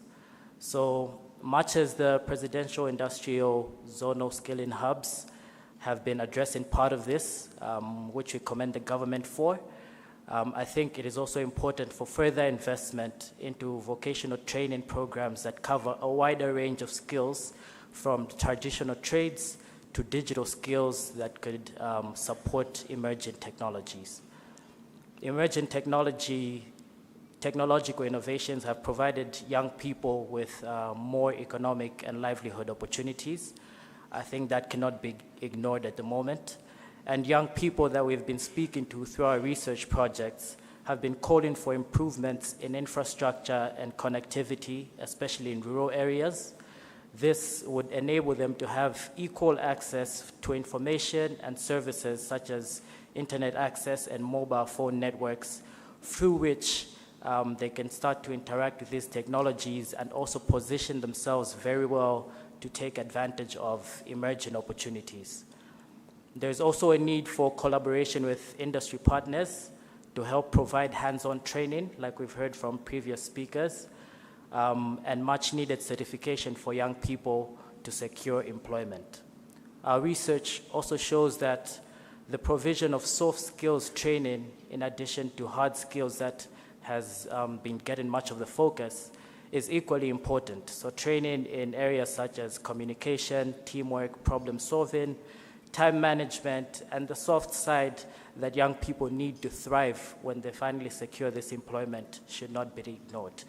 And it will very be important for them to also secure employment or transition into the labor market.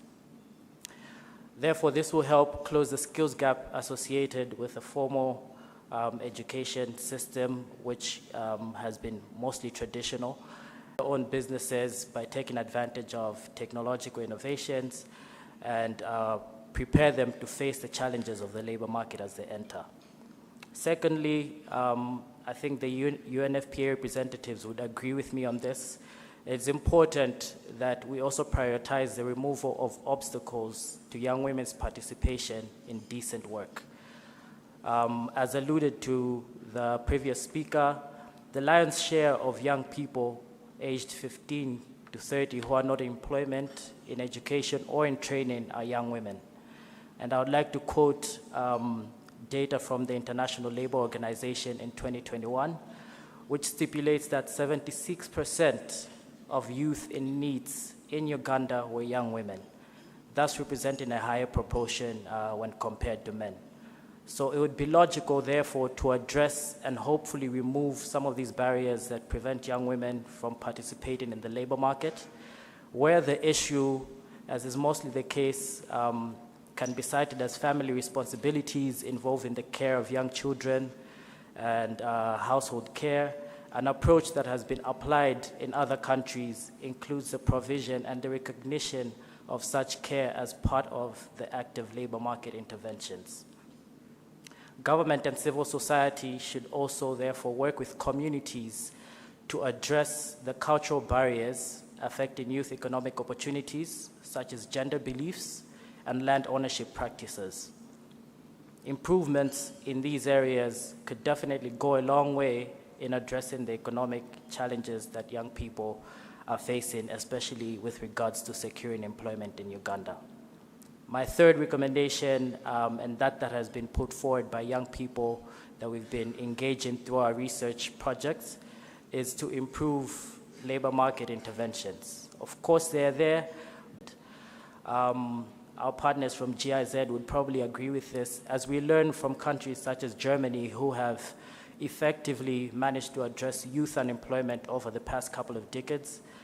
The government could work towards establishing or strengthening the apprenticeship systems so that it becomes dual in the sense that it combines classroom education with practical work experience.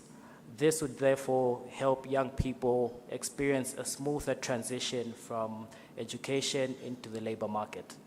Also, introducing incentives that support labor market policies such as subsidized employment programs could be another option. Labor market policies such as wage subsidies, for example, could be a good incentive for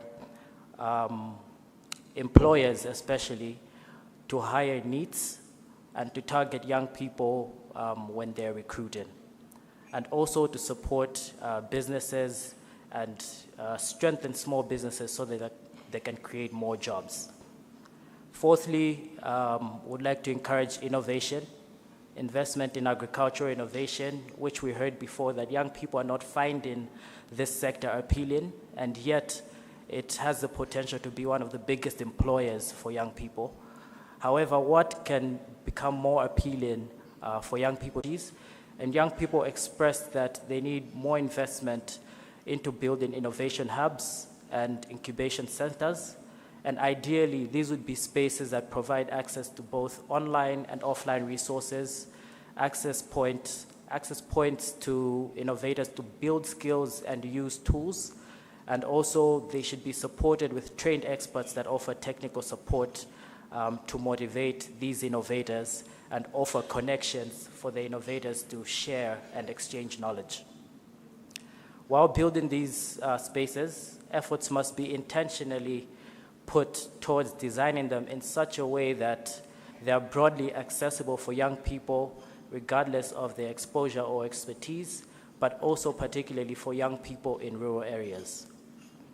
Consideration must also be given to these spaces to see how they can be more accessible to the end users of these agricultural technologies. And lastly, I think this is a very pertinent point that young people have expressed. They would like to be supported in income generation, entrepreneurship, and not only the expansion, but also survival of their small businesses. For young people to secure financing for new businesses, a lot is required from them. And so we could work, or the government could work with financial institutions to ensure that these requirements are more suitable for young people. In general, young people recommend that existing financial services should be made more youth-friendly. Microfinance institutions should also consider lending money to promising individuals with clear business plans, as opposed to prioritizing young people or those that are currently organized in groups. I think that's usually the priority in terms of providing financial services or loans to small businesses. This would therefore reduce the collective responsibility and the frustrations that many potential and talented young entrepreneurs are currently facing. And lastly, before I rest my case, I think there is a need for continuous investment in research and evaluation. And with that, I'd like to commend the existing work that the NPA is doing in collecting data, and also the proposed system that was mentioned by the previous speaker of the labor market information analysis system. Such is needed in order to collect the data that could help give us a clearer picture and help government and the private sector align, make data-driven decisions. Thank you. Thank you very much, Charles. Charles, before I let you go, there's one issue that I've mentioned that has not been talked about in the paper, and that's the issue of the rapid population growth. Do you think that when we say that in Uganda, and that you have learned over time that you want to talk to us about, that this is what is in the kitchen right now that we are planning to do, to downgrade the profile of needs in this country? Raymond. Thank you so much, our moderator. I don't know whether it was it's a cold afternoon or something. People were so quiet, I don't know. You're scared of it. Let me say that tea is ready. They have served at the high table. They may not serve everybody. But feel free, when you see no congestion at the back, walk stealthily and get a cup of tea and warm yourself. Thank you, Raymond, for reminding me about that. No, I was meant to say that people, I don't know whether people are very worried about the challenge. People were quiet, calm, not clapping, I don't know. But anyway, they have cause to be worried. But anyway, allow me thank National Planning Authority and Government of Uganda for being spot on, always taking keen initiatives like this to make sure that we keep in the know, and then they do research so that we don't get to the extent of getting the time bomb. Now that we are aware of the challenges, we can address them. It is true, Comrade Mondo, that we are implementing zonal industrial hubs. They are across the country. There are 19 of them under stewardship of State House, but we work with other government agencies. We work well with the Ministry of Local Government. They sourced the land where these hubs are. Totally, I think 80% it's government land. So people offered, the local government gave us land, and then we're able to construct and equip, and we've started the process of implementation. Implementation, we have gone now to intakes. We're going to start the next intake next month, and so far so good. The public is very much interested in this program. Actually, whenever we host leaders, because the way we design this program, it's a people-based program. Like how we select beneficiaries. They are selected by district leaders. Each district has a committee of 10 people. We have the chairperson for youth at the helm of this program, and of which we said that before they send us the beneficiaries, the chairman youth must sign on those few beneficiaries so far we are getting. Then we have the DISO, we have chairperson, Women Council. We didn't forget the people with the disabilities. The chairpersons are there on that committee. We have the elected leaders, that's the chairperson 5, or if it is, because we take administrative entities. These are district, cities, and municipalities. So the elected leaders take charge of that. Then also we have the RDC and DISO to vet and check the participants they send to us. So then we have the cow heading the technical arm. We have the district production officer, or agriculture officer, because we have a 4-acre model in. Then there's the district commercial officer, because we have enterprise and value addition. So it's a committee of 10 people constituted at the district. They select these beneficiaries that come to zonal industrial hub. These 19 zones are zoned in the origin, I think, districts of Uganda. Carefully, I think, spelled out by the president. So we have them across all over the country, and people have embraced. But the main challenge, as implementers we face right now, we have too much pressure. People are interested in this program and we have nowhere to accommodate these people at the moment. So it's also an opportunity that it's an intervention that has come on board and people are interested in it to take off. So what must be addressed quickly is expanding this program. The hub has a capacity to hold around 600 per industry hub. Right now we're operating at 240 because these are residential programs. We pick people, even someone who has never stepped in class. If you've never stepped in class, these are the people we've been talking about in NEETs here. These are the people we are targeting. You've never stepped in class, no academic qualification, we pick you and skill you and become productive and you go and into gainful employment.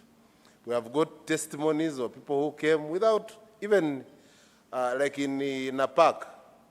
In NAPAC we got these Karachunas, people who are wrestling. Now they came, we skilled them, they are productive. They are busy welding. Not knowing English or anything does not stop you from picking a skill and being productive and being self-sustaining. So those are the interventions we are doing so far. But would like to expand this program so that many people can benefit from it. There are regions, for example, like Busoga. Busoga, we have 15 administrative units within Busoga zone. And if they share a small number of 240, because we wanted people to concentrate and we teach them in 5 months so they get hands-on these skills in 6 months. So you can't have desk calling people, so it's a residential program. We provide for them meals, accommodation, and it's a free program, free of charge, catered for by government of Uganda with stewardship of the president.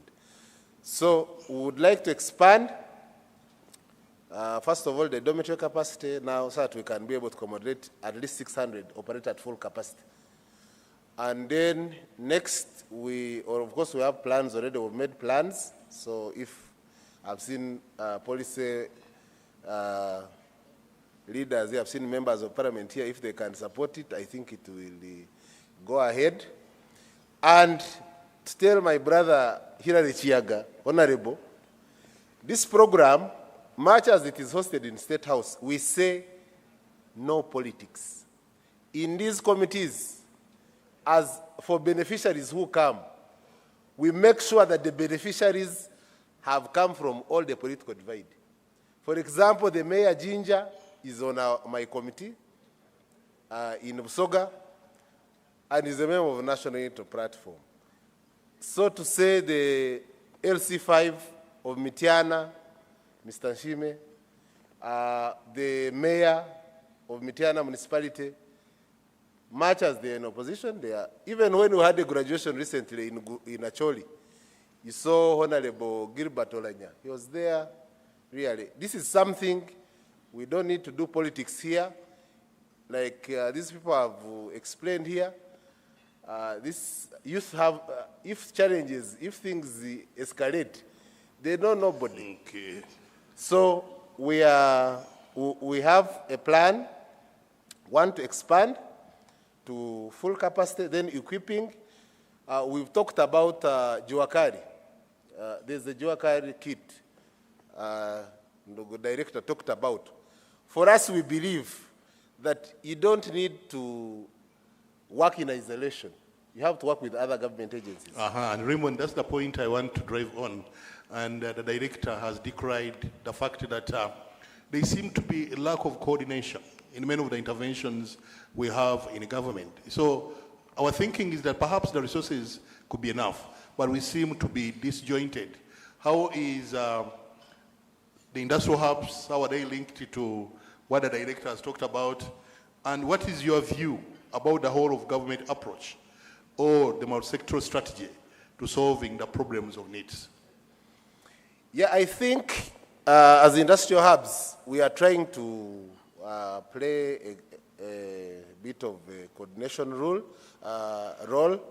And I think if we came together, we can do better. Because when you go in districts where programs are hosted, like Emioga, YRP, all these good PDM, they still tell you that go and tell the president to equip these people with 1 million when they are graduating.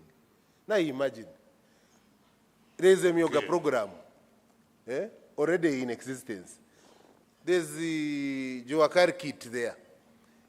You want us to be like these functions where you find it's a ceremony, they are planting a tree, fortunately it is raining and someone has a watering can.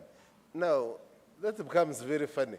So, we are saying we need to come together and coordinate, and we are in, I think, steps of inviting the Minister of Gender, Microfinance, Support Center, to come on board, and we see all these opportunities that are there so that we can equip these people. Because before, we would do in the skilling, the girl child, what one colleague was talking about here, we used to finish and give someone 1 million. But we found it was not effective. Now what we are saying, we are planning that apart from that individual equipping, you also class and organize these people. For example, we have tasked district leaders, like within the trading town councils. If you can get land available there, we can create a showroom, like we have done one in on Express Highway here. So that when these people leave Industry Hub, they have been skilled, they go to their respective districts. One, they have somewhere they can converge to create a market. Two, also they have been equipped with maybe some machinery they can't access at the moment, can't afford, which we will teach them with. Then they are able to transit slowly, and when they are picked up, then it can be a revolving kind of program. After 3 years, you can live and start your own enterprise, and then other newcomers keep. Thank you, Raymond. When I get back to you, I'll be asking you who should convene these diverse teams. Should it be Office of the President? Should it be State House? Should it be Prime Minister's Office? Should it be NEPA? Be thinking about that. I'll be getting back to you. Okay, can I now move to Mr. Ochaya?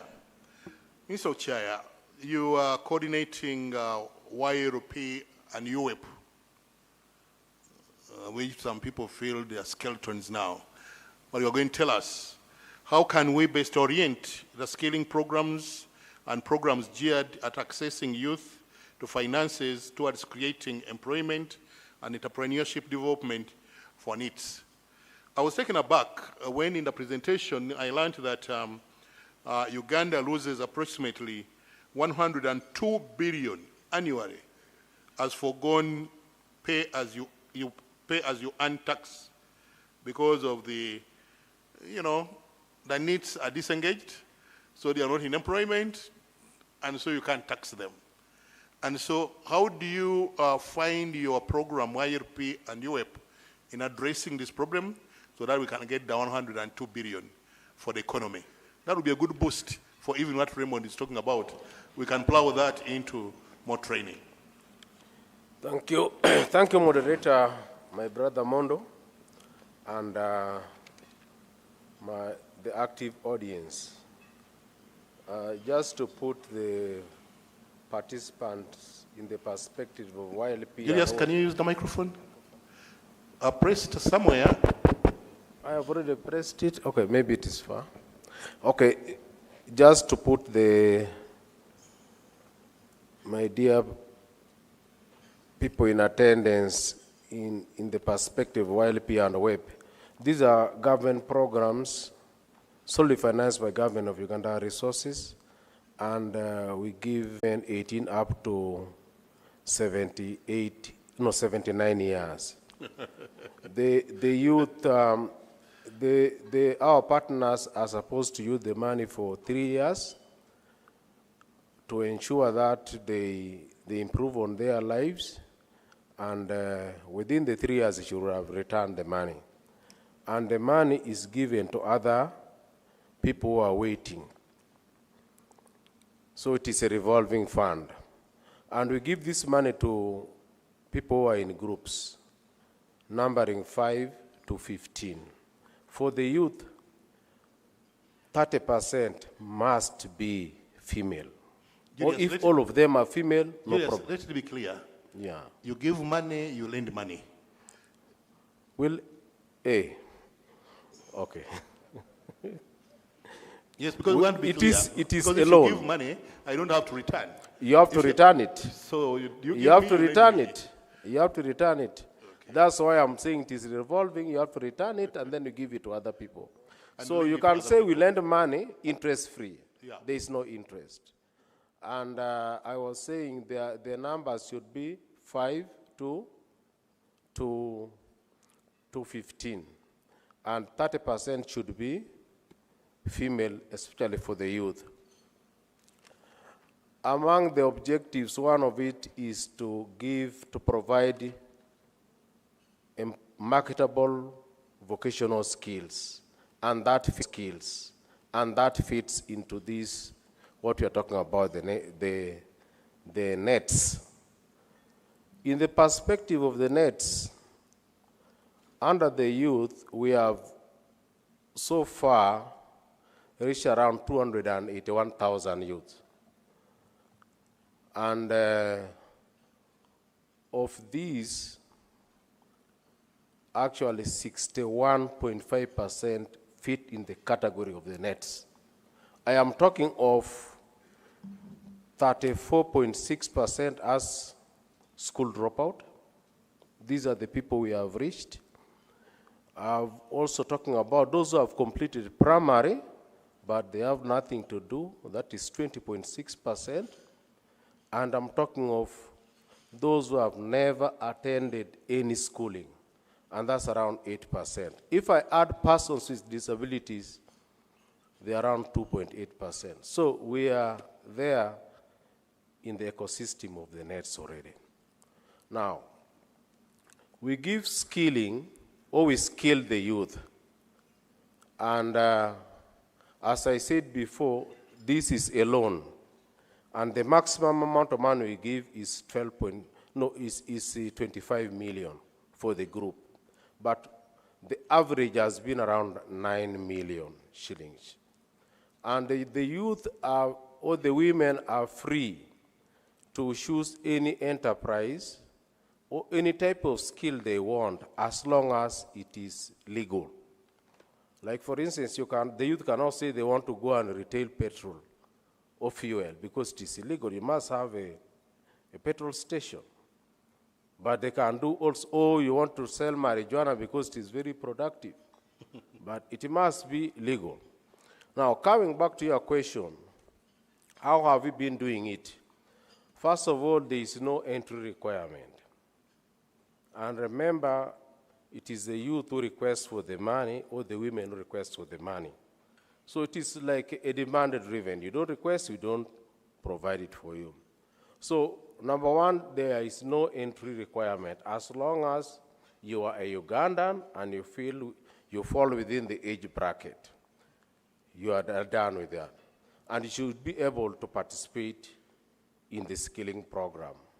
Number two, the content and the duration is decided by the beneficiaries. For us, we just give broad themes like tailoring, metal fabrication, but the way it is done is decided by the trainees and the trainers. And it is the trainees who select the trainers. That is a beauty with it. And we don't collect anybody in a powerful building somewhere. These skilling programs are delivered within the locality of the youth themselves. So we don't encourage an arrangement where these youth are taken somewhere and then trained and something like that. No, once you have given them the money, that they have identified their trainer, they identified the training venue. Within the money we give, we provide for a budget for the trainer and for hiring the facility. So then they proceed with the training. Normally, the minimum we have been doing is 2 months, and the maximum has been 6 months, depending on the technicalities involved. When the youths are being trained, they are provided with the tools and equipment. And again, the man supports supervision. One, to ensure that they are not cheated by the trainers, but also that the skills they should have acquired at the end of the period is acquired. The other thing that we do is the use of the local experts.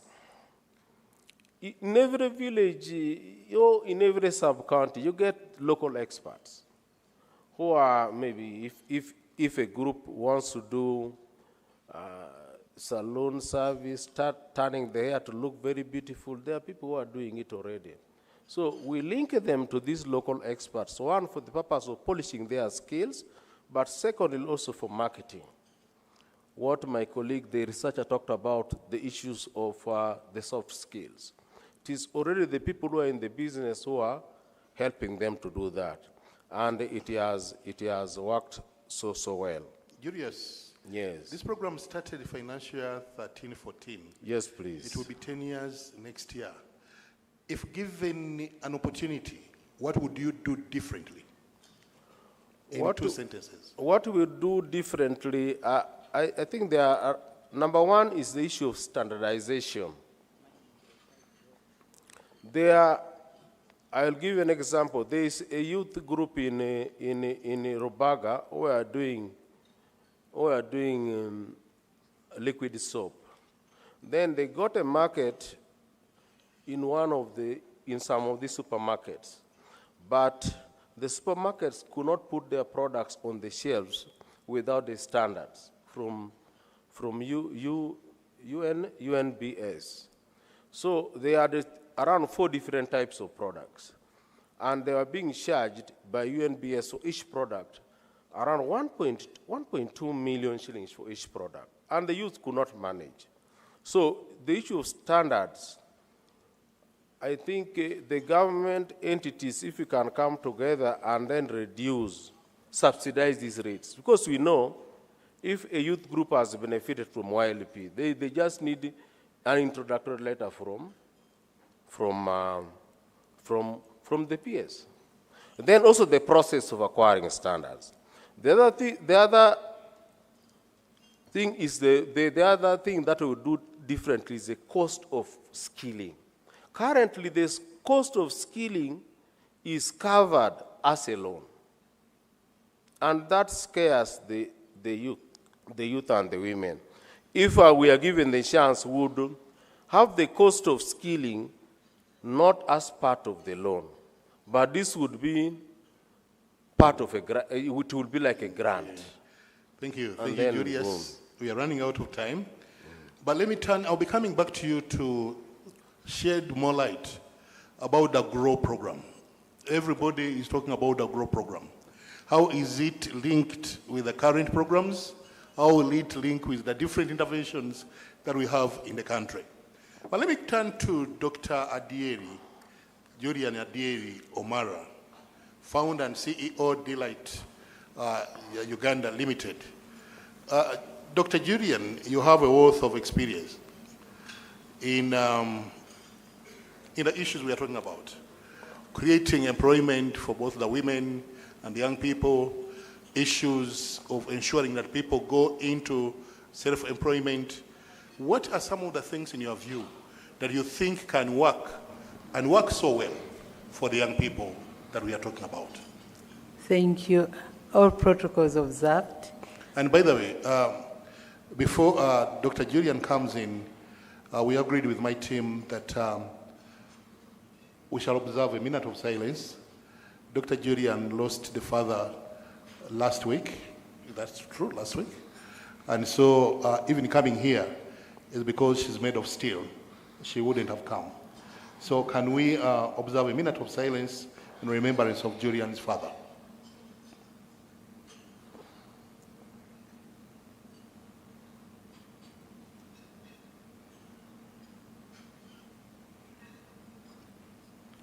May your father, who is your role model, rest in eternal peace. Amen. I'm so delighted, and I want to say thank you, Mr. Mondo. I'm a doctor in agriculture and rural transformation, and I work a lot with the informal sector. And this is, I think, a right topic for me. We youth, neither in employment, nor education or training. Those are the people we work with. To me, I believe they need to be shown what to do and how to create employment for themselves. Because you will agree with me, if you've not gone to school, you are not at school, you are not skilled, you are not trained, where can you go? Apart from creating your own employment. We've managed to do it in Noya, and I think I have people who will witness, like our professor here, he was there. We have managed to transform 11,800 outgrowers. How have we done it? We bring them to the institute in the evening at our Delight Farm Institute for hands-on skilling. We start with psychology, mindset change. We talk to them that evening when they arrive at the farm. Early in the morning, we do the farm tour. It takes us like 5 to 6 hours for our youth to see, our women to see what we have managed to do. After that, we take them in the garden. We show them how we have managed to do it. Starting from the nursery, the orchard, we have a dairies model where we do seasonal crops. In northern Uganda, time and memorial, they do season crops. And every year in, out. We just improved their model. We put in cash crop. Now we start, after showing them how you integrate the two, in the season crop, like the first season, you plant groundnuts, you plant simsim, you plant beans, you can get 2 to 3 million in an acre. In the second season, you can do a puripuri sorghum, you can do millet, you get also 2 to 3 million per acre. When the cash crop you put in, that has been mangoes. With the mangoes, when it is 4 to 5 years, you start earning 3 million. When it reaches 7 million, the 7 years, you can get 8 million. Now, when you calculate the 8 million, that is per year, plus the money you get from the season crop, which is like 6 million, you are earning more than $1 million. You are a person who have not gone to school, but you've learned by doing. And we don't charge any fee at our institute, so long as you are willing to give in, to come and we do together.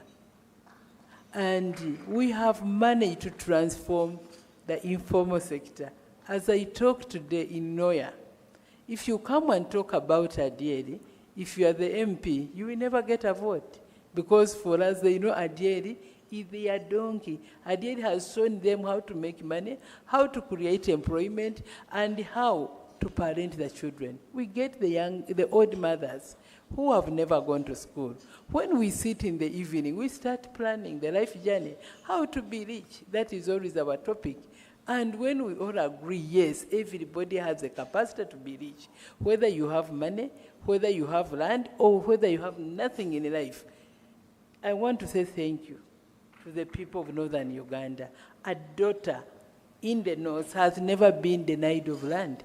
We have more than 11,000 land user rights within our custodian. It's a matter of going, you beg for land. They say, okay, you are not taking away the land, use the land. We use our hands to take the land because we know we don't have the money, because for us we don't have any support from government. At times we get development partners who chip in now and then. When they are not there, it's a responsibility of us, social entrepreneur, to transform the women, the youth, and ensure that they work for themselves. I want to tell you Ugandans, we have it all, and we are the richest in the whole world. There is nowhere in the world where you can get 2 seasons in a year.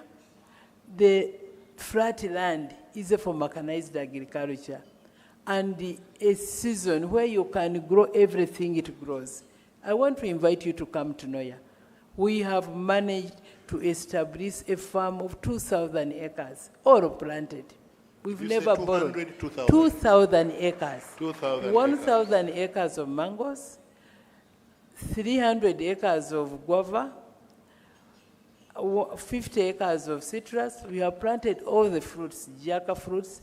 This year we planted macadamia. We planted cashew nut. Macadamia is 50 acres. Cashew nut, we have at least 26 acres. Professor is there coming. He came with a team from National Planning Authority. He will be my witness.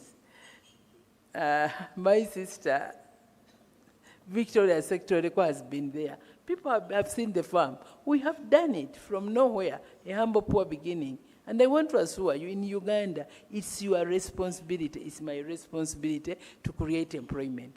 Those people who have not gone to school, government cannot manage them because, one, the technical team, the way they train and the way they skill, they tell people what to do. But for us, we show people what to do and how to do it, and they make their own money.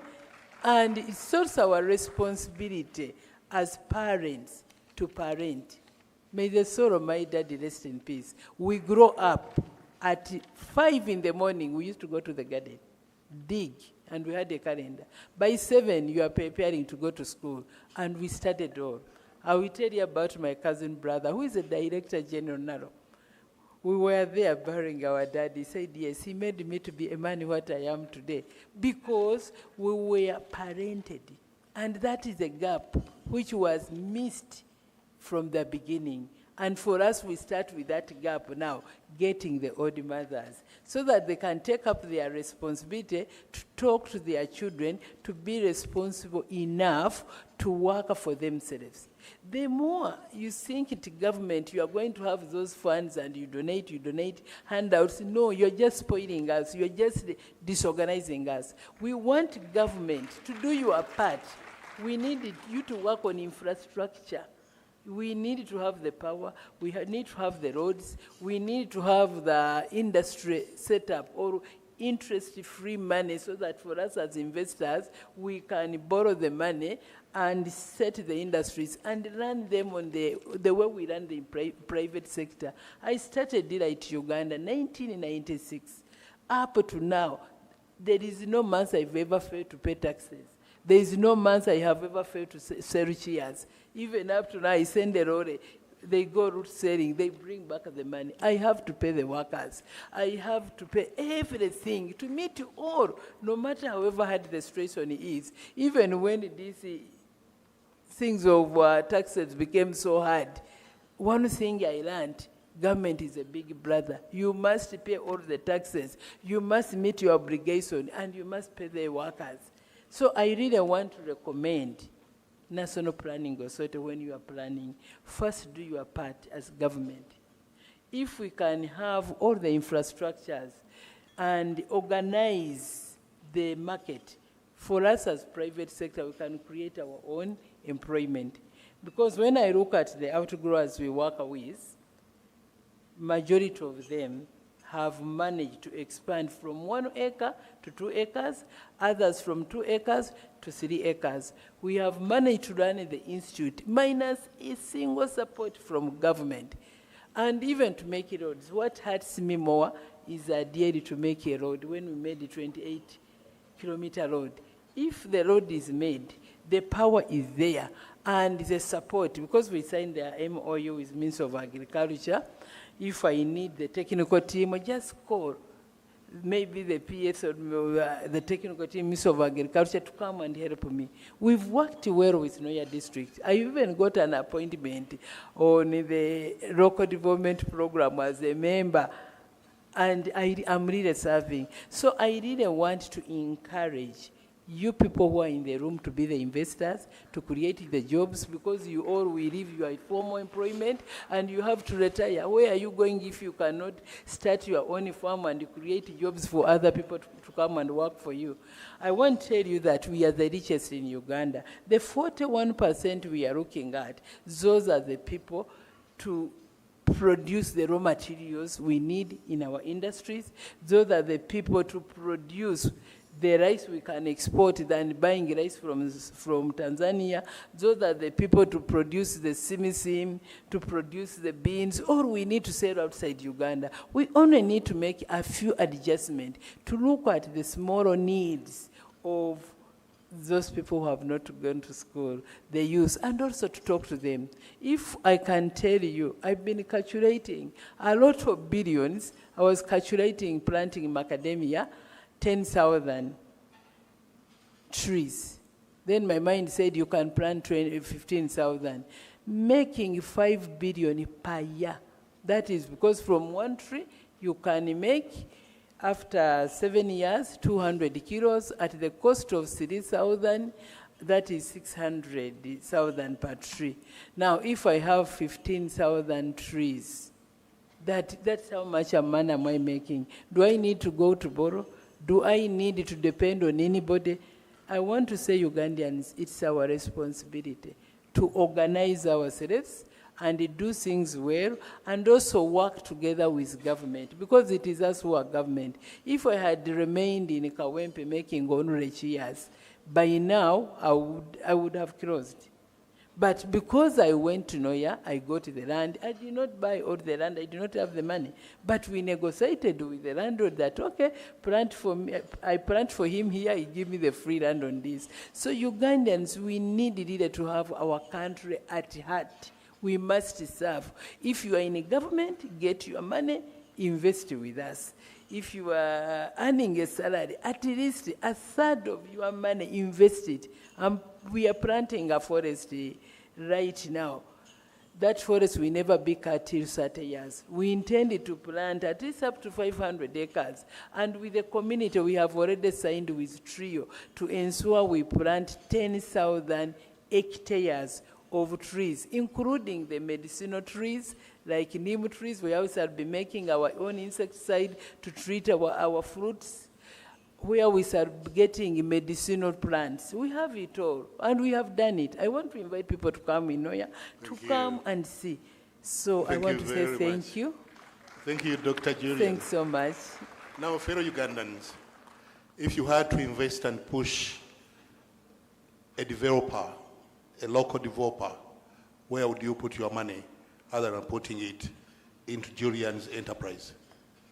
Started with a wheelbarrow, $100 and a kettle. Now, 2,000 acres, 11,800 outgrowers, and employing 1,000 Ugandans. Where else can we invest? Now, Mr. Jacobo Eyero, Chairman, National Youth Council of Uganda, you came in, you have listened. What's your take on this discussion going forward? Thank you so much, Commissioner Mondo. I want to commend the speakers before me for the great job. I also want to commend the efforts of the National Planning Authority. These issues of numbers in Uganda seem to come from so many places. National Population Council deals largely with the question of the demographic dividend, and they get their own numbers of describing the problem among the youth. The Uganda Bureau of Statistics is legally and statutory mandated to have numbers. And sometimes I feel like the numbers confuse people. And as you heard, the Commissioner for Labor was disputing the numbers. I think young people in Uganda don't care so much about numbers. I think young people care about opportunity. Do they feel these things we are saying?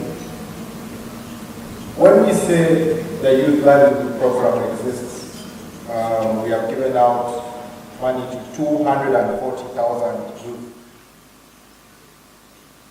Do 10 million people feel the presence of 240,000 receivers? Because the number is 10 million who are youth, 240,000 have received.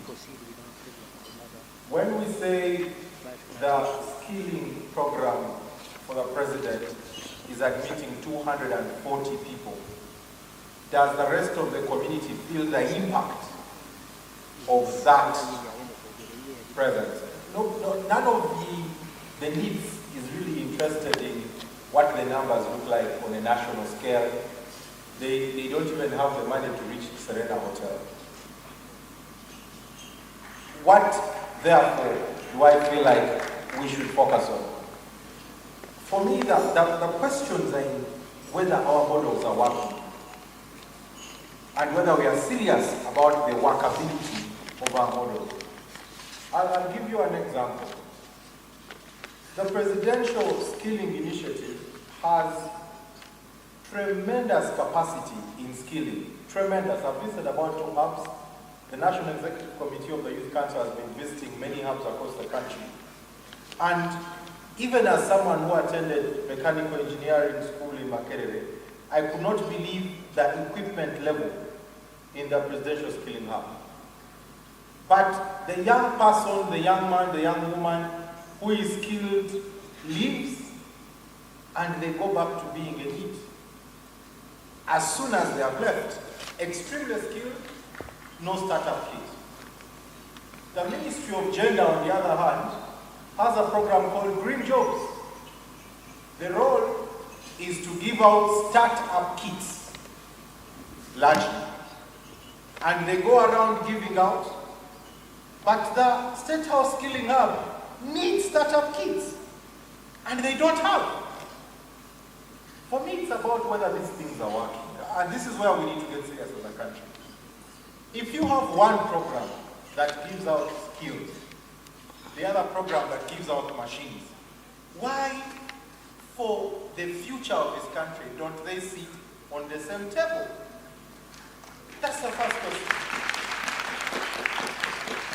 I've been moving around the country.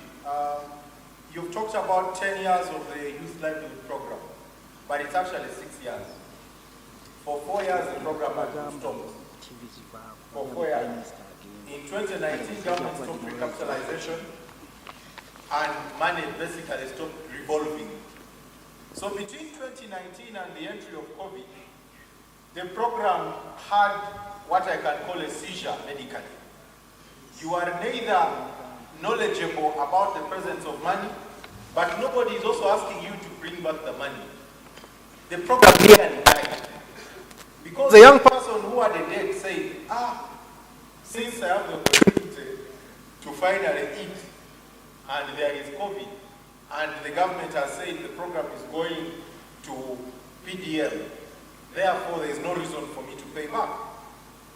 The National Executive Committee, and I'm glad some of the members are here, and the National Youth Council insisted that money that the country has invested in young people, if you are saying there are some that are getting it right, the next level is to ask, what are the rest getting wrong? It is not why, therefore, should we shift from this program to the next without seeing what makes this program succeed. I remember our fight. I think the Minister of State for Youth is here. She can bear us witness. I don't know how many times we engaged them as ministers and insisted, until they went to cabinet and said, if we don't rest this matter, the youth leadership will not rest the matter.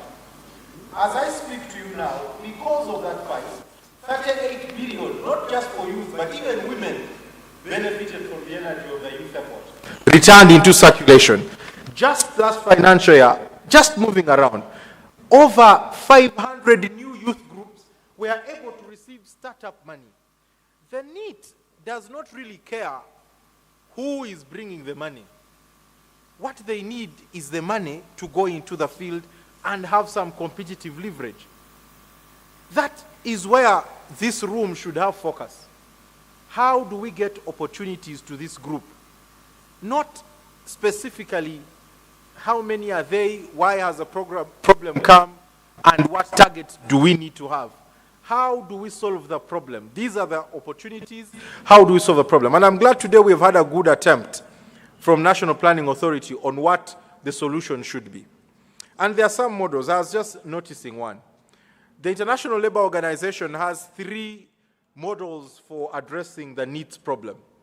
It says, depending on where financing is going globally, you need to strategically either use a greening model, a caring model, or a digitizing model. The greening model is how Uganda has a Green Jobs project. Global financing towards startup is becoming a language of sustainable financing and green jobs, green industrialization, sustainable development. And unless we are able to anchor around that, you can't tap into that money. There is a lot of money in something called the Adaptation Fund, which can help farmers start irrigation schemes even on small scale. If you ask how many of the Uganda Farmers Federation know about the Adaptation Fund and who is allowed to present your proposal on behalf of Uganda to the Adaptation Fund, I bet you not, there will be only 1% of farmers that know about it. There is a digitizing model. One of the propositions here has been the BPO, that we can use business process, I forget the fullness, but it's outsourcing people to do for your business somewhere. India has the best modeling of this. The biggest necessity for BPO business is internet sustainability and reach. The digitizing model of the International Labour Organization says, how do you get more people receiving information at a very cheap rate, and that will just catalyze market development? And young people will tell you, when we closed Facebook because of politics, the number of youth businesses we had was also a conversation on its own that needed to be compared either pre or post the decision. If we say we were handling politics, then we can say, after how long do we come back to the conversation of what were we hurting? Because we've never come back to that conversation. I have spoken to the Minister of ICT about it, and we've never come back to it. But you go to Kenya, you go to Rwanda, you go to Tanzania, and you cannot believe how many opportunities are brought out because young people just have digital access. The other model is the caring model. We are talking about neither in employment, but the other two are very critical: education or training. Education is not the mandate of the NEET. It's the mandate of our government, for which I am a member, for which many of us here are members. If we are to check, for the last 10 years, all National Planning Authority documentation has pointed to the need for vocational training being a priority. But that has never translated into serious advocacy for UBTEC as an institution, TVET as institutionalized financing from the government priority. When we met the president the first time we had the idea of the skilling hubs, we said, Your Excellency, good as and as beautiful and as caring as it is, it does not solve the problem in the scale we require. Either you finance a district level skilling hub with a capacity of at least 1,000 young people, or we get something that answers the numbers question. And Biamugisha has just told you, engineer has just told you they have a problem with the numbers. 240 means one person per sub-county for 8 districts. Now, in Kampala alone, if you picked one person from every sub-county, in Kampala the equivalent of a sub-county would be a parish. You are joking. Now, Jacobo, in Uganda they say, Soko teke wakati. So let me just mention my final statement. Simba wakati, okay. This discussion is becoming very interesting. And I don't want to cut you short. I want us to continue interrogating this subject. But I must do something around this time. the representative of the Right Honorable Prime Minister has another business to attend to. And so I have negotiated, and we have agreed that she'll come, make her statement, then she'll take leave of us. Then we continue with this discussion, since the discussion is extremely interesting. May I now take this rare and singular honor to invite Honorable Sarah Mateke Nyirabashisi, representing the Prime Minister of the Republic of Uganda, to come and make a statement. Right Honorable Prime Minister.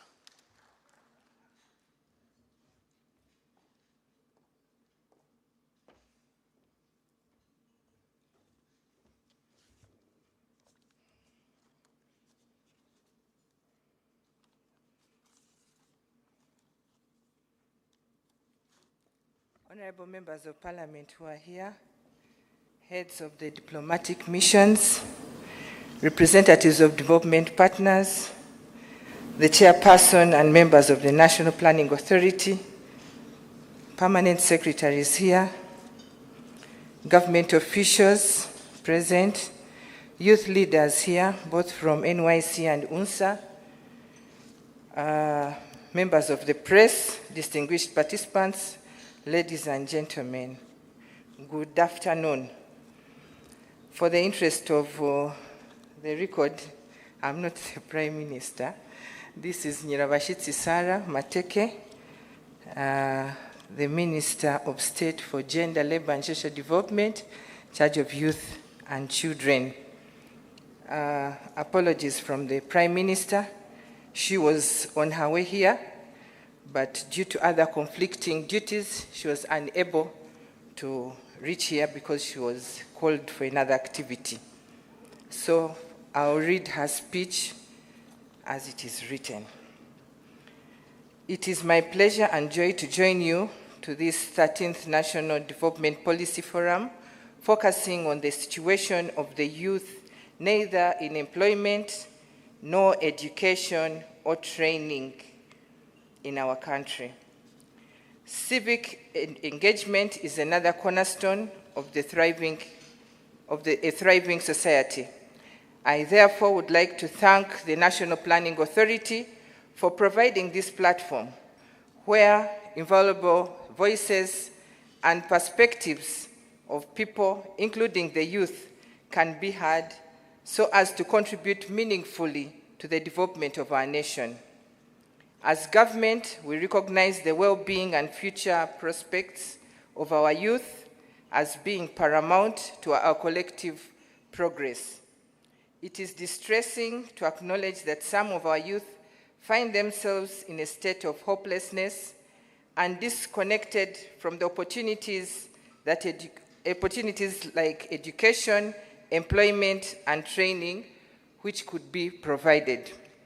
We must reflect upon why this situation has persisted, despite the different government initiatives targeting the youth. What are those systematic barriers that hinder the access of our youth to tuition-free UPE and USE? Are there challenges in our workforce with the evolving demands of the job market? Are there gaps in support systems that prevent young people from making informed choices about their future? The NRM government is committed to a multi-pronged approach to addressing the bottlenecks to education and employment. First and foremost, we will continue with our efforts to enhance equal access to quality education at all levels. This includes strengthening and supporting the vocational training programs and creating pathways for lifelong learning to ensure that no youth is left behind. Furthermore, we will actively engage with industries and other employers to better understand their needs and to foster collaboration in providing meaningful opportunities for NEETs. This will provide or will involve developing apprenticeship programs, internship initiatives, and other avenues that bridge the gap between education and employment. We also recognize the importance of the robust support system for the young people navigating this transitional phase. As His Excellency the President, Yoweri Kaguta Museveni, the President of the Republic of Uganda, has emphasized on several occasions, in addition to knowledge or skills acquisition, the different youth initiatives and programs should focus on ensuring that our youth, especially the NEETs, have discipline and the right ideology to become productive.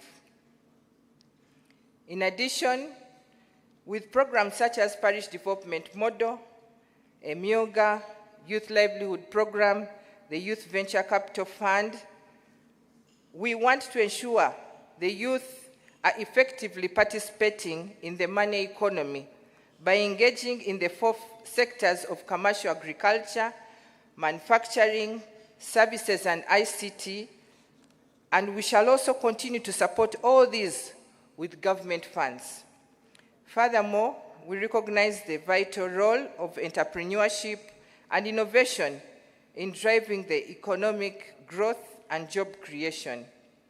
Initiatives to support young entrepreneurs, facilitate access to capital, and promote innovation hubs will continue to be prioritized. By fostering our environment that encourages creativity and enterprise, we strive to empower our youth not only find employment, but also become creators of employment. I call upon all stakeholders, including development partners, education and training institutions, civil society organizations, and the private sector to join us in this endeavor. I believe that together we can create an environment where every young person has the chance to thrive, contribute, and realize their full potential. Thank you for God and my country. And I take this honor to, I continue?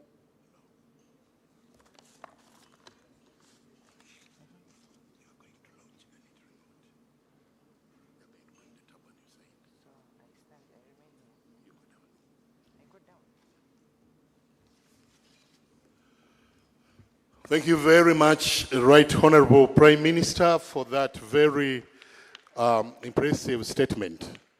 Right Honorable Prime Minister, I want to request that you step back so that we do the launch of the NEETs report, and I will not close because we are going to continue after your departure.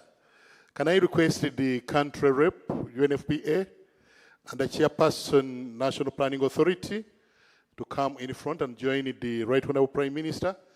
Can I have the tab on which the Right Honorable Prime Minister is going to sign?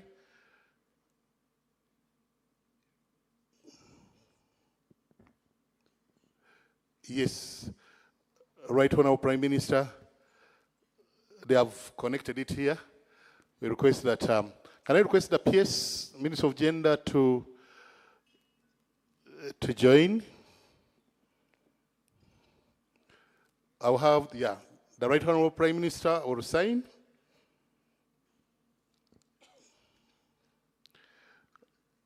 And it will be followed by the Chairperson, National Planning Authority, and followed by the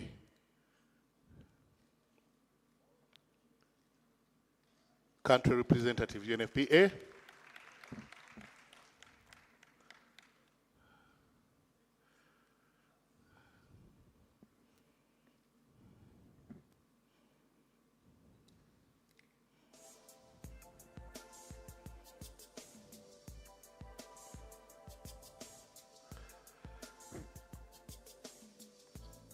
The note in education, not in employment, and not in a training report has been officially launched by the Right Honorable Prime Minister of the Republic of Uganda, represented by the Honorable Minister of State in charge of Youth and Children Affairs, here at Serena Conference Center, Uganda. PS Minister of Gender is signing, and the Executive Director, National Planning Authority, please sign. And to make this more authentic, I want to request the Chairperson, National Youth Council, to come and sign on behalf of the youth of Uganda. Mr. Chairman Jacob Eyeru, please come forward and sign on behalf of all the young people in this country.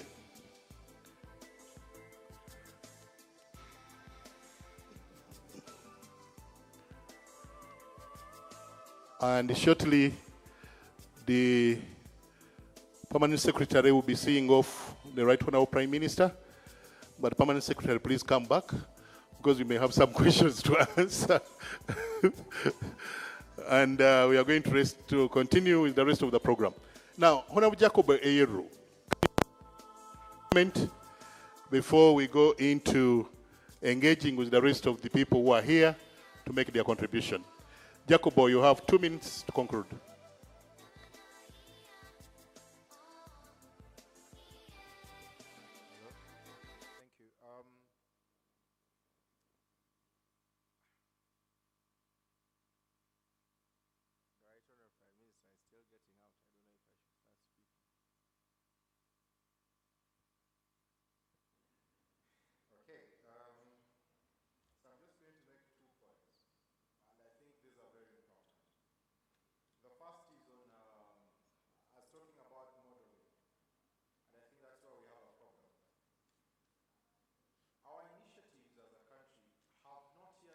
Identified emerging economic centers in the countryside as key to solving our problem.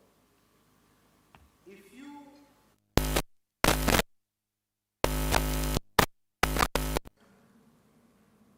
tech, for example, emerging initiatives in tech, I was just sharing with the NSSFMD the other day that what is the likelihood that someone from Gulu will win the $20,000 that you put in High Innovator?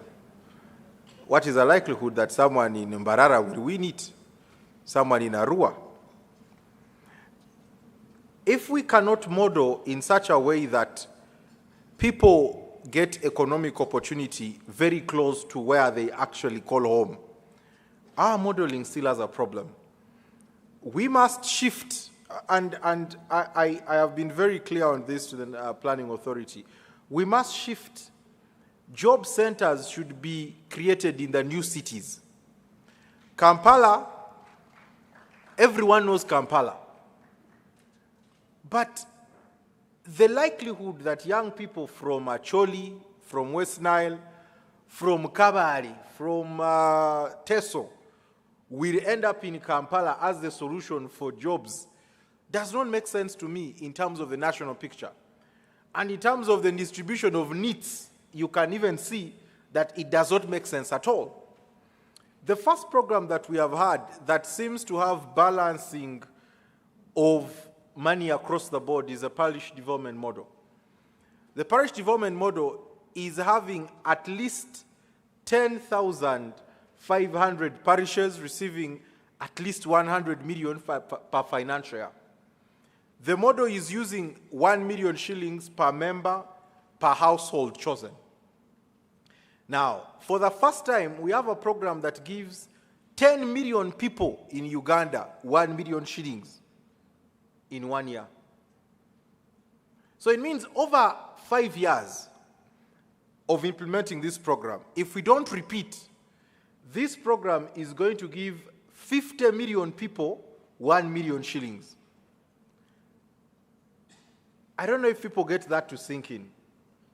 50 million people having 1 million shillings, to use Nwoya, for example. In Nwoya, depending on which constituency you're in, one of the constituencies say they have better fertile land. You can hire an acre for 100,000 a year, or you can hire an acre for 200,000.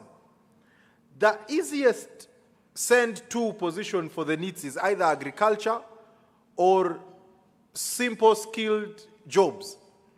1 million shillings can help someone do only 1 acre of maize over a season. 1 acre. If that program exists in your country, and you are talking about over a 5-year period having at least 50 million people accessing such amounts of money, you are talking about the whole population of Uganda plus the children getting at least 1 million shillings each over 5 years. And yet we are saying, no, that will not be the case. We'll deal with only those below poverty. If you are a serious country, such a program must not have an ounce of corruption. You must stamp out any possibility of corruption in such a program and jump on it and help the president implement it. But even before the program has started, very seriously, you're already finding leakage. People are already having to pay kickbacks to be considered. Local communities are polarizing the program. And I like what engineer said. Remove politics from what helps the country develop in terms of economic capacity, and you might be able to realize so much. In my movement, I realized that actually young people and women especially are saying, we want to receive the PDM money, but we are not very sure about the repayment plan. What's the repayment plan? And it's not being communicated clearly. In some cases, people are picking 200,000 instead of 1 million. And the parish committee says, it's okay if you want only 200,000 for your business, we give you. But what can 200,000 do? People are picking it out of fear, out of low information dissemination on a program that has been the talk of the town, of the country, for over 2 years. What does this mean? And for me now, I want to say this very clearly to all of us that have positions of authority. This means that people in positions of authority in this country are failing the country. The fact that people do not know how much they are supposed to get when an RDC has free airtime every week on every radio station he wants is a failure of the operation of that office. For me, this is how I think. And this is how I want us to face our country, with some reality. Let's not make it seem like things are rosy when things are failing. We should talk about where the problem is. And I'm not happy that the report did not have that component. What is the responsibility of strong governance and accountable governance structures in addressing this problem of NEETs? If you follow the discussion around budgeting, we have begun budget conferences now in the regions. Some of the institutions that fail to get budgeting the most are institutions of learning. He will tell you, they lack money for presidential skilling hubs to operate at full capacity. When you go to parliament to ask for that money, the politics will defeat you. The politics actually defeats you. So, in that sense, I want to say we need to have more seriousness in some of these things. Commissioner, I'm going to say a last statement that is going to be very wrong, but I will not have my conscience clear if I don't say it. I also don't think that it is right for us to be discussing NEETs, with all due respect, and the Minister of State for Youth walks out. I don't think that's right. I think that if we think this is a very serious program, for whatever reason, she should stay and stay the whole course of the program. Yes, I agree. And that's why I said, now me, I'm a politician, I can say that. Yeah. So I want to thank you. And perhaps the last point I will make is this. When we identify something that supports the country, we need to galvanize the country around that. It's extremely important. People should not view development programs in terms of political affiliation. No. It's very important. The Youth Livelihood Program is, for those of us that have been moving around, if we don't talk to youth of NRM who receive money and they are in positions of leadership, they don't pay back because they know, what can you do? Now, if I, as a national youth leader from the NRM party, do not tell them that this is about payment, it's not going to have payment. That is the reality we are dealing with. If you do not tell the mayor of Ginger City, like he has said, that this is not a program for NRM leaders, it's for youth who are vulnerable, he would think I should bash this program because it is brought by the NRM chairman himself.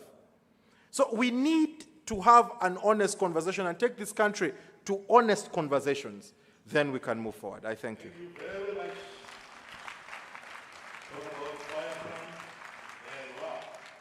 Thank you very much, Mr. Jacopo, Chairman of the National Youth Council. Talks about transformative. What works? Can you give me a clip of that innovation hub? This is a 3-minute clip to see what is working. And after that, I'll be getting to you, the audience now. We have up to 5:30.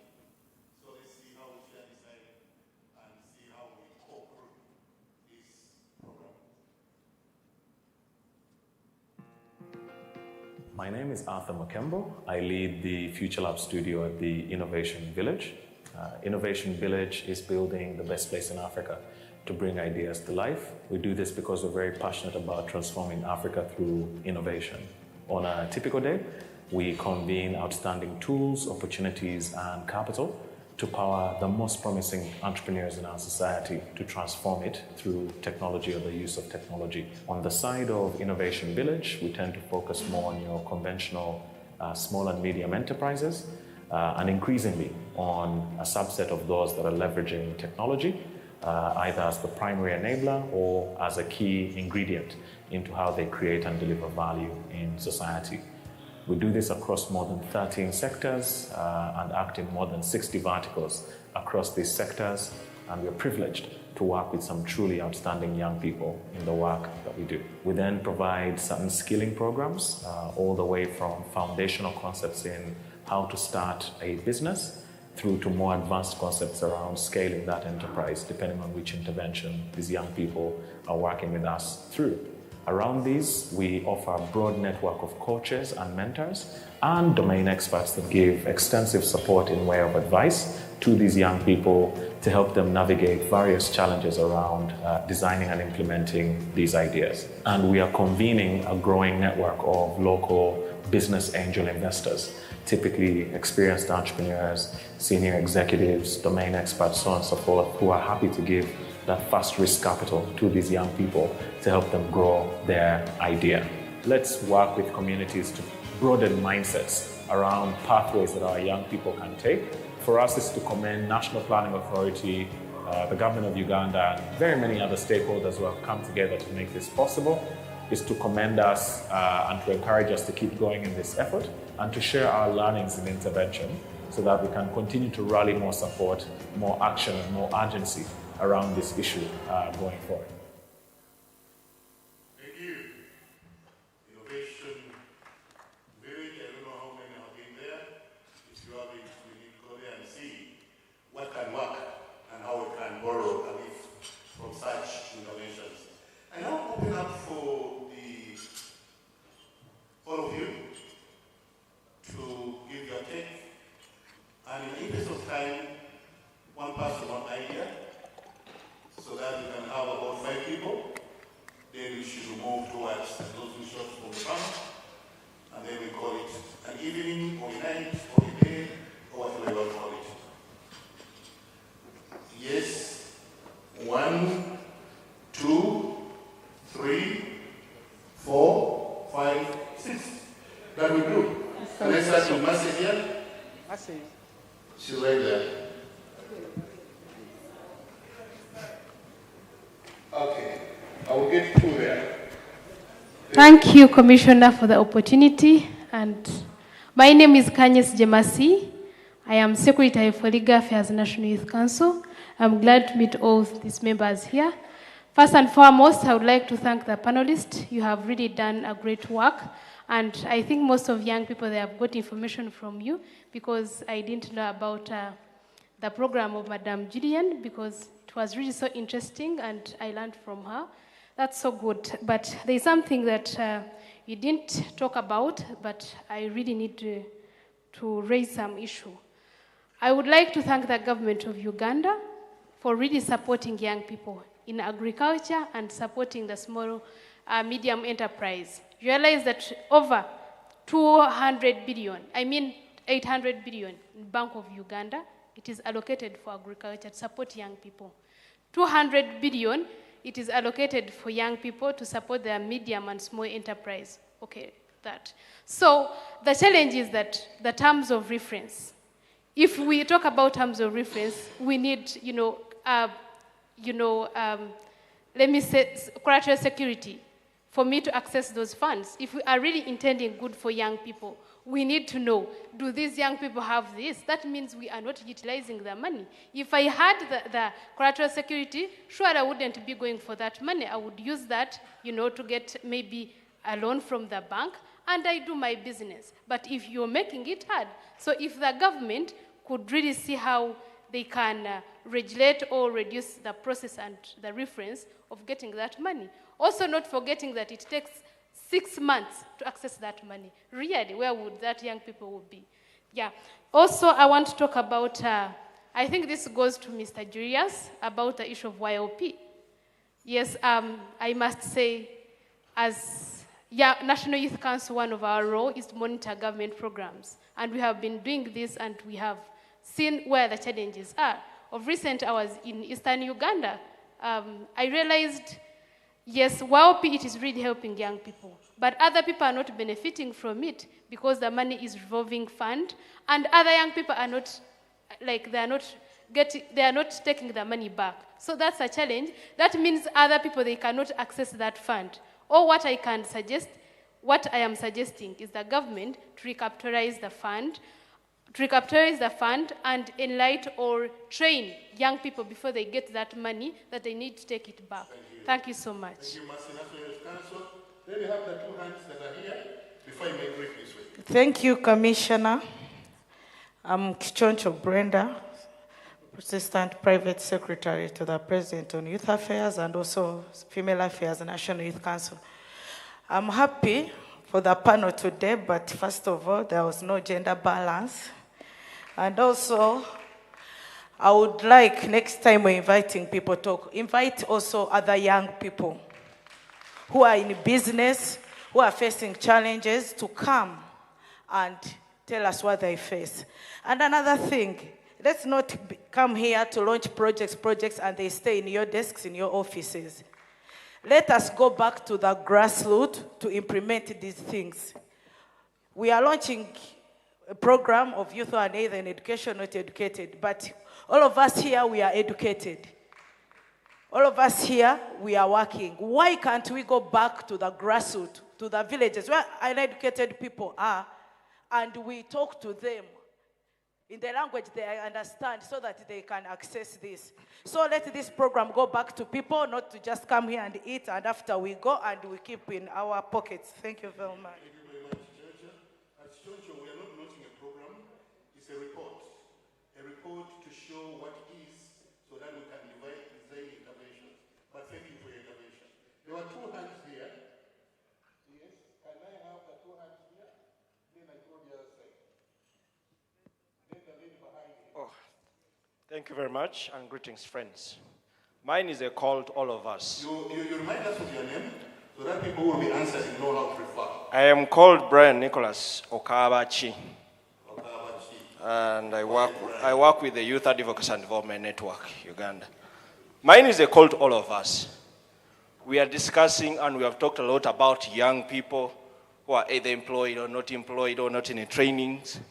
But there's a concern of the common person down in, we talked about, there's a training center in Napak. I've personally visited that place. But how many young people who cannot even write their names that are benefiting from such a project?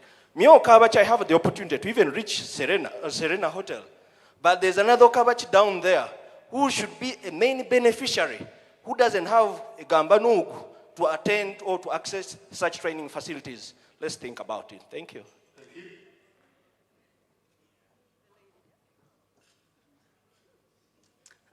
Thank you very much. So my name is Esther Ohurire, and I'm very glad to be here, and I appreciate the panelists. You did so well. But I'm more impressed by Juliana Adiel, if that's the name, and appreciations to you, but I am using your strategies to make my point. Since we have identified, you all can agree with me here, that agriculture has more opportunities for us all, not only the young, not only the youth.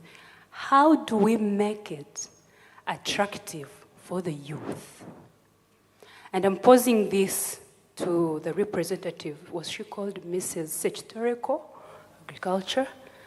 How do we make it attractive for the youth? The agriculture, I know, I'm from the other side of cattle keeping, is that during dry season, the productivity is low, right? Our cows are dying.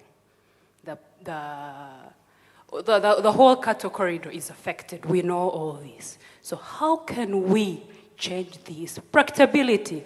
And Juliana was really hitting on all that. So looking at policies like insurance and risk mitigation, which policies are there, which strategies are there to help us be assured that since we are depending a lot on the climate, how can we gain or keep on the pace when we are hit hard? What happens after my produce? You get my point. What happens after my produce? What are the markets there for us? What are the policies on the markets? How do we create value addition to entice the youth and every other person come on board? Thank you so much. Can I have the mic in the middle here? Maybe this side. Here in the middle. Then we migrate this side. Thank you very much, moderator. And one of the things that people have been saying is how do we make agriculture sexy? I don't know what that means, but then Julian will tell us how was she able to attract young people into soil in their hands.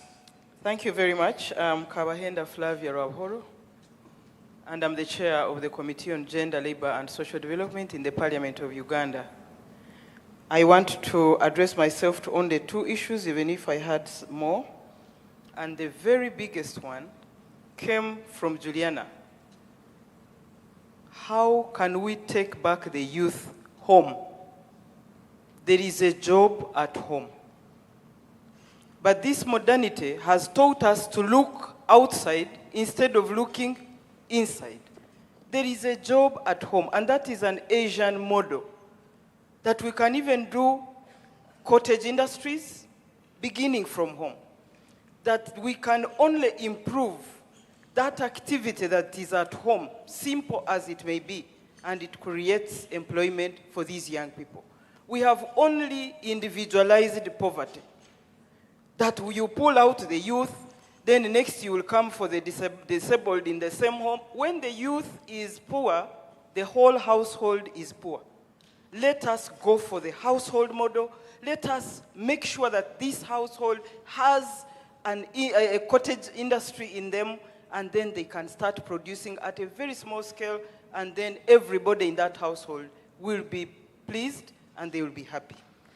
The second that I'm looking at comes from Mr. Raymond. He knows that I addressed myself to this when he was passing out these young people in Chenjojo. If a presidential skilling hub cannot be self-contained, so where else should we go? Because if the presidential skilling initiative does not tool, then it becomes a competitor with the mainstream vocational schools, because it basically is offering the same thing. Or it is even creating skilled unemployment. So can you make this self-contained, skill and tool and transit young people into service sector? Yes. If the presidential initiative is needed, then who is going to need it? That's what we are saying, okay? Yes, thank you so much. My name is Kasiri Sendagire Mohammed. To those who listen to radio and TV, I declared that I'm coming for Lord Mayorship, Kampala. And I'm always on TV and radio. I'm glad that I've once worked with National Planning Authority in the Office of Procurement, then under Mr. Bagota, who perhaps may be left National Planning. But my concern here is on, it goes to Madame Juliet. Actually, I would like to inform that when we talk about agriculture, we talk about it as an engine for the whole entire state to run at the same pace. Yet, when you look at the urban setting, people in urban centers, the youth, people who try to earn a living, people who are on streets, their mindset is far quite different from what is printed all over the nation, in line with agriculture. What do I mean? Most youth, when you talk about agriculture, they will first think about the challenges. Here, government doesn't actually go in depth in line with challenges in a particular gap. 2, time. 3, earning, how you earn out of this, and energy, the energy you put in. Most young people are bread earners, you know. They get what they get is what they eat at that particular time. So the challenge in agriculture, I think government should go back and recheck on the earning, preaching about the earning, the time of, let me give an example, a crop, and then the challenges in agriculture in particular. Because here, for example, we're talking about unemployment, but most people are they feel better. They're uneducated, yes, but the way they earn, they feel they are comfortable. I've heard many border guys talking about their earnings, and it's quite far better than those even who are going to school. So I think we should go back, we need to go back and recheck on the earnings. It's very important. Thank you so much. And another thing, lastly, please. Currently in Uganda, one of the causes of unemployment is most young people think of music. They are so much entitled on music. Those who are not educated, they feel, if I'm not educated, the only opportunity now, the only chance for me is to join music. So government doesn't take it serious. But when you look at the population size and the mentality of young people, they only focus on music and politics. So it's important for government to again recheck on that. Thank you so much.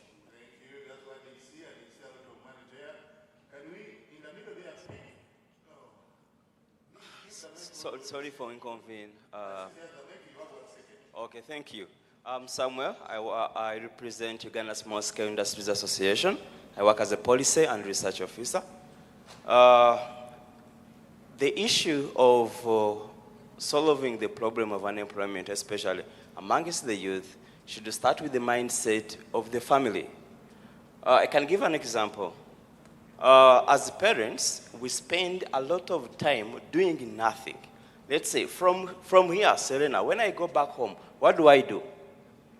I sleep at 10. I reach maybe at around 7. I spend from 7 up to the time I sleep doing nothing.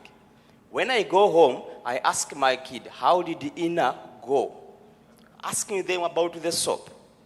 When kids come back from school, from 6 p.m. they reach home, they do nothing up to when they sleep. Unless we change the mindset of the family, so that kids grow up knowing that they have to do something. Thank you. Pick somebody there, then you go to the next line.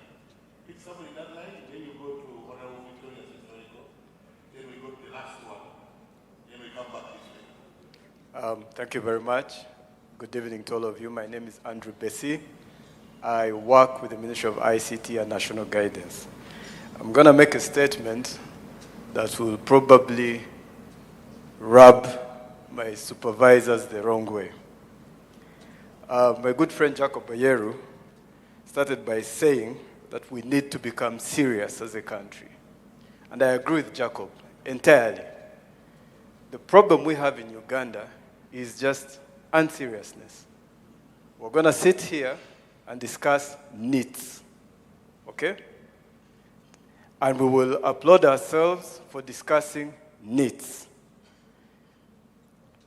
Now, NEETs will be totally ignorant of something we call PDM.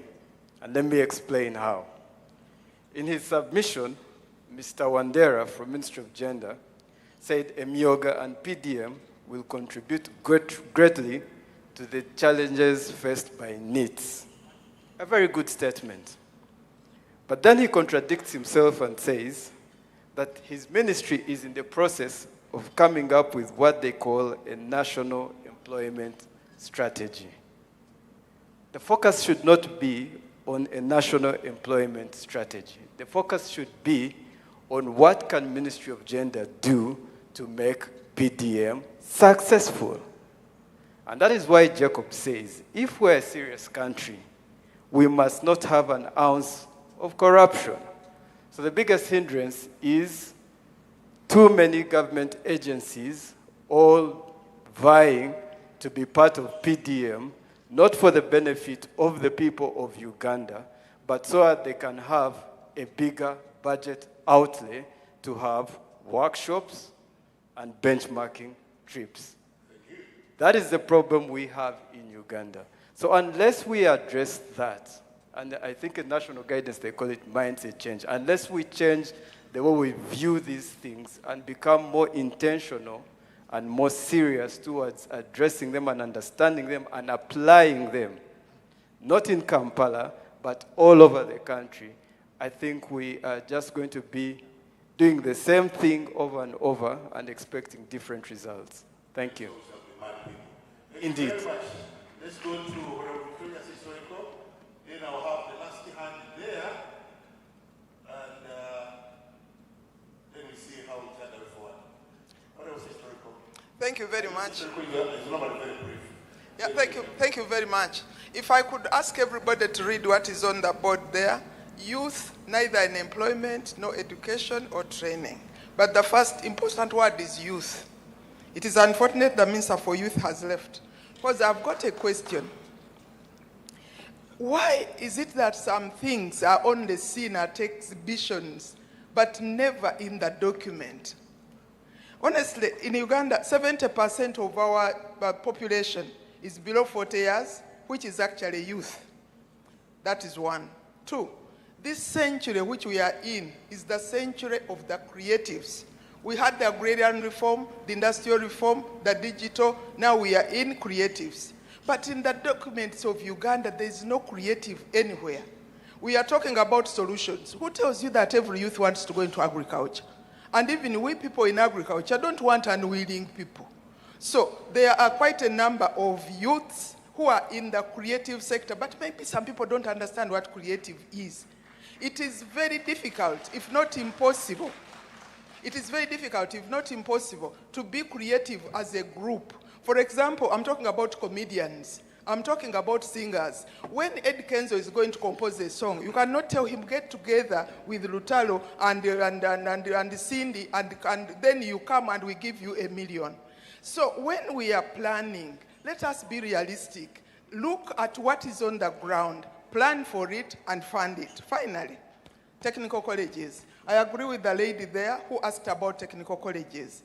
Honestly, when I was listening to the gentleman from the Ministry of Gender telling us how the trainees recruit their own trainer, I'm like, my God, tell me I'm not hearing this. We have got educated people who are unemployed, but that is exactly what they were trained to do.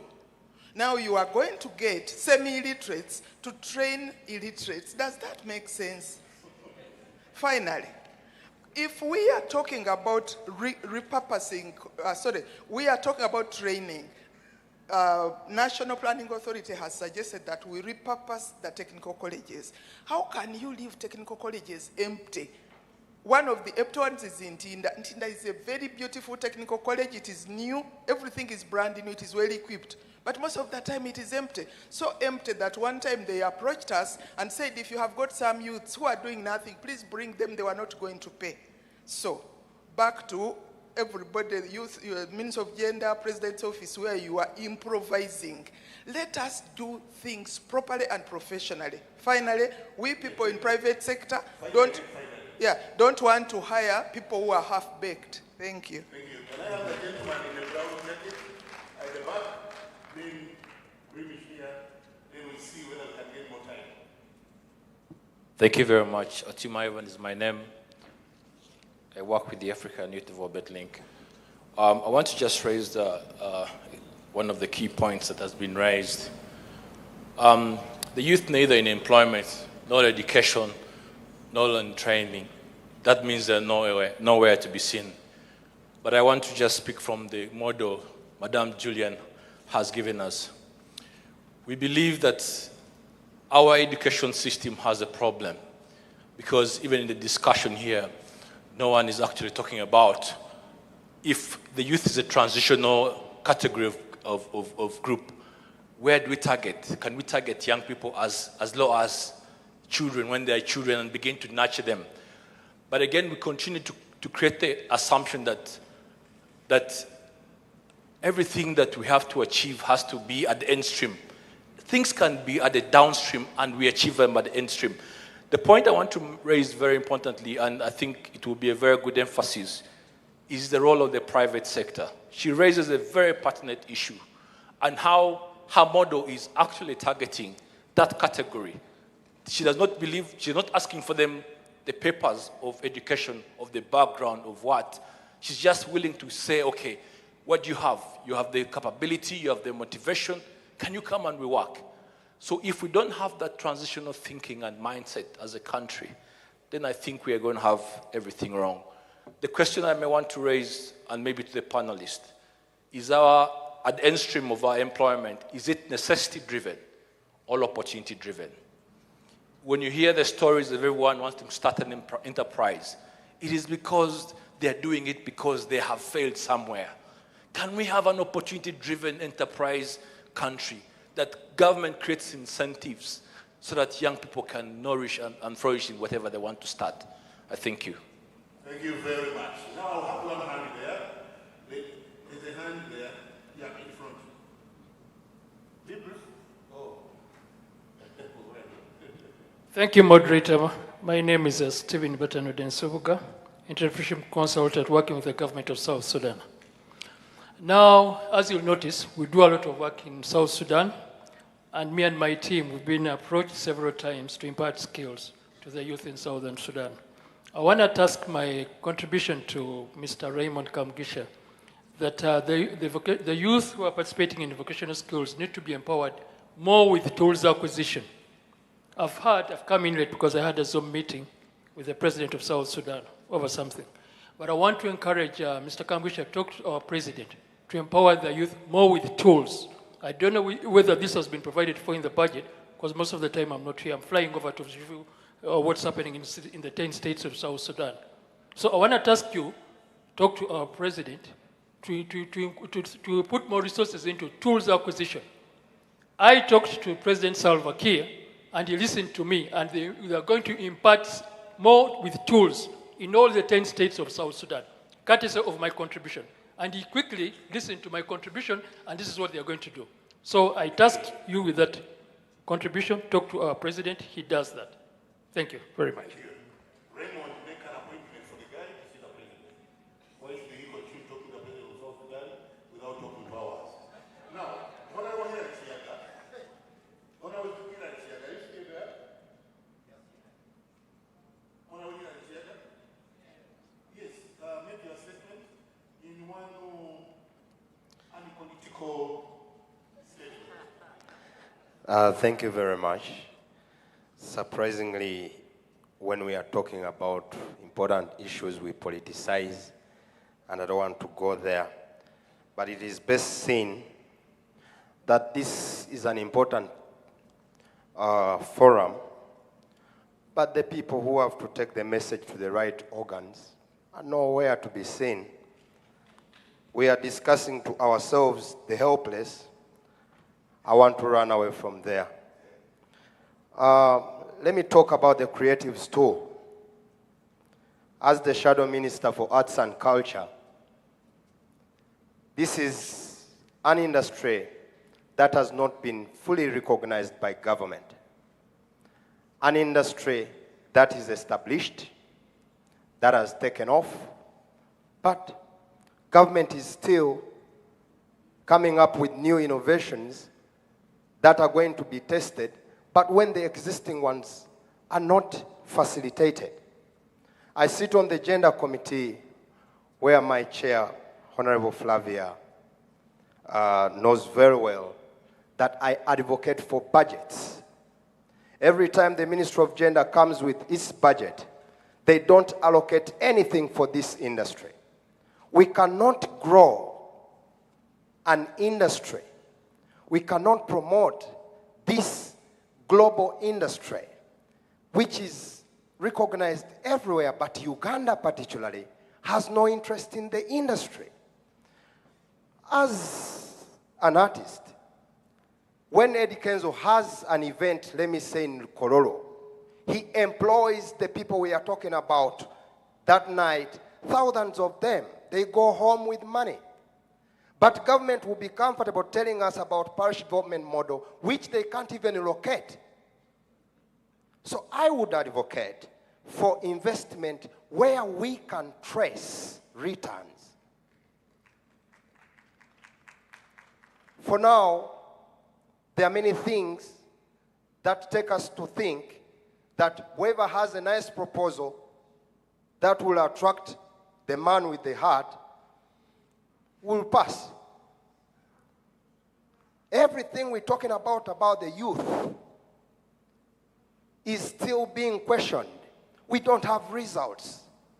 So I would leave the floor asking government, let us go for these people and let us go to these people. Thank you very much. Dr. Hilderman is my name. Thank you very much, ladies and gentlemen. We are going to give 1 minute to each of the panelists. I'll start with the chief panelist, who is the PhD Minister of Gender. Now I have authority to at least give you time. Can you please respond in a minute? Microphone. Microphone. Okay.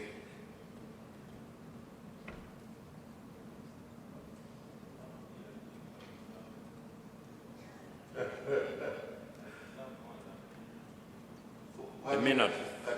Now, number one, there is a saying that false accusations can ruin a person's life without evidence. Secondly, delegation helps a manager to multiply him or herself and divide and multiply their work. The presence of the minister does not require the physical presence of a minister. We saw here GIZ was represented by someone. The minister has delegated me. And for that matter, the minister is here. The person you see here is the minister.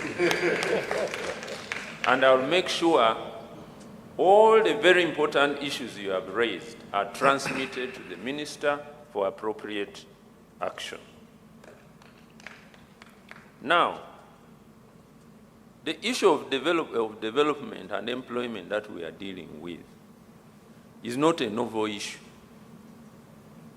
Put differently, we want to be like South Korea, like Singapore, like Japan, where the issue of employment has been solved. Isn't that the case?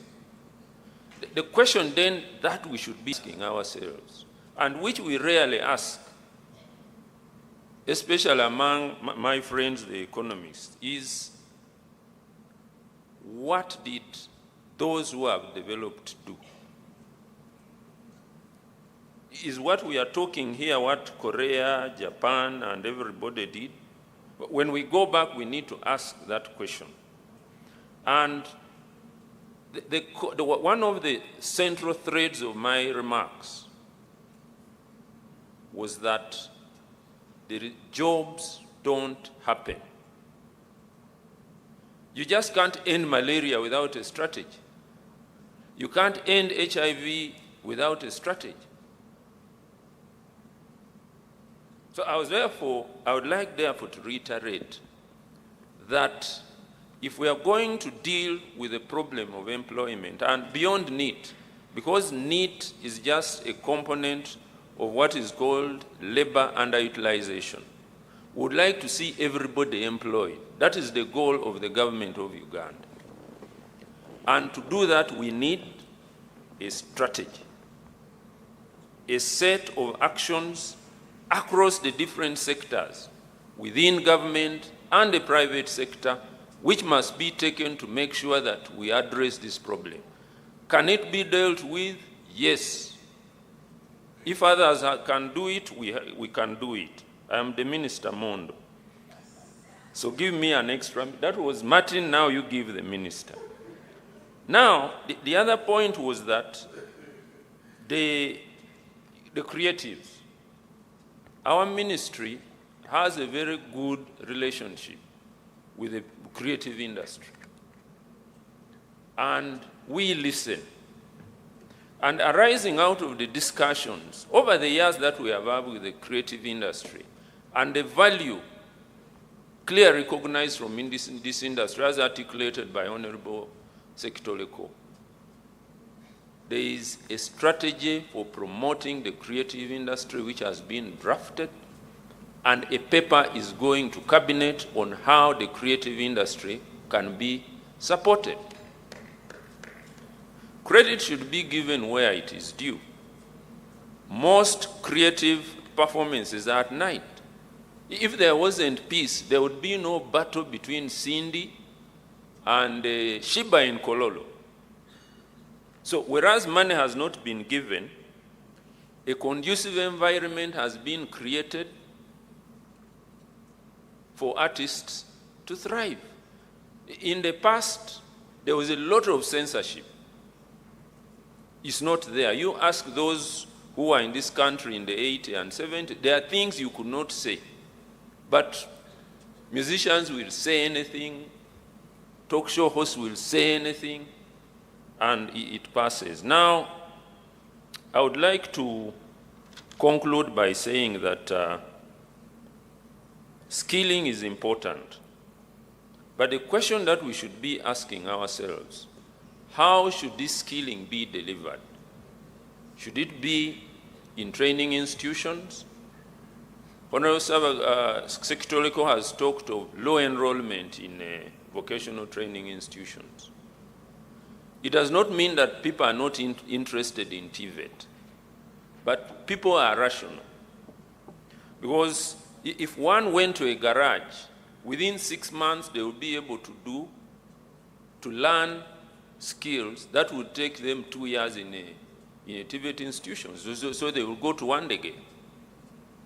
And that then is a very strong justification for the apprenticeship program that we have revitalized, learning on the job. We'll have to sit, Madam Chair of the Agenda Committee, you are here, and we rethink how should training be delivered. From where we stand at the Ministry of Gender, Labor and Social Development, we think it should be promoted through on-the-job learning, because there are people who leave school and do not have employability skills. You don't take them back to school, but they can learn on the job. Thank you very much. Thank you very much, Honourable Minister. Julian, you are cutting short in 1 minute. Okay, thanks so much. We have managed to attract the youth at our Farm Institute. One, we have abundance. We have everything we need. We don't buy apart from salt and sugar. The youth want to eat well. They need to do exercise. We have a swimming pool, the local one. We do sports, we do dance, and we dig our own food, and we have abundance. And that's what we train them to have at their home. People come for internship, we train them for free, and we show them how to make money, how to be rich. As simple as that. Thanks so much. Thank you. Charles, cutting short, and Mr. Opio Stephen, you prepare to close this meeting on behalf of the UN fraternity. We want you, because as we are looking for employment, to close. But you use 2 sentences. Okay, Charles. Sure. Sure. My part in short is very short, but in 3 parts. Firstly, the missing majority, which are the needs that we've been talking about. I think we need more of them in these spaces so we can also welcome their contributions. Secondly, when we speak of agriculture, I think we shouldn't only look at on-farm activities. The value chain is big. Let's also focus on off-farm activities, marketing, aggregation, and value addition. There are more employment opportunities there. And thirdly, this cannot be emphasized enough, digital skills. Let's make internet more accessible. Let's make it cheap for young people. Learning does not only happen in class, but there's a world of possibilities on the internet that young people can take advantage of and make a livelihood. Thank you, moderator. I have quite many questions here, so allow me to go through them. You have colleagues, we should do everything. Okay. So one was asking about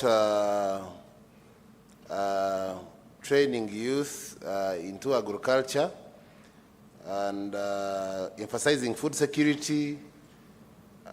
Do we allow people pregnant? Yes.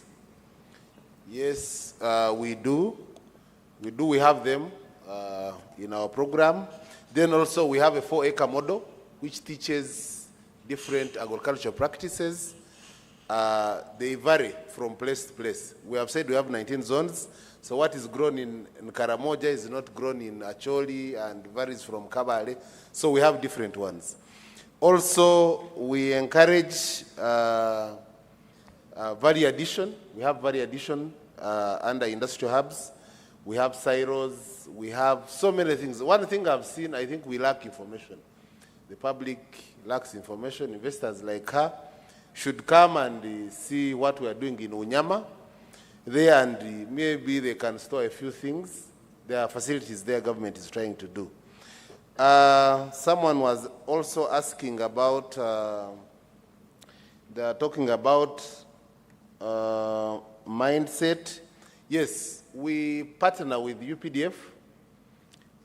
They do mindset to our learners, our beneficiaries. Every morning, chaka-mchaka. They do chaka-mchaka, and we've seen people transform. Most people, like, I think would qualify very many people to go for that. Because someone comes from the street, they are not structured, they don't know about their country, they don't know about their personal hygiene and a few things, but in 6 months they leave when they are good. Another person was asking about the certification. We are accredited to give up to level 4. So give level 1, level 2, level 2, level 3 by DIT under the BITVET law. One thing this room didn't talk about is a great institution called DIT. If we must transform our country, you people, we need to go away from these academics of ours. I went to Makerere University, left College of Engineering with upper honors. I had gotten AAA at A-level as a reasonable person. But I left Makerere. When I went to Sajan Construction for my job interview, they asked me, how many blocks are in 1 square meter? 9. I could not answer. They asked me, what can a bag of cement plaster? How many square meters? Some of these things I couldn't. So we need to take on serious training.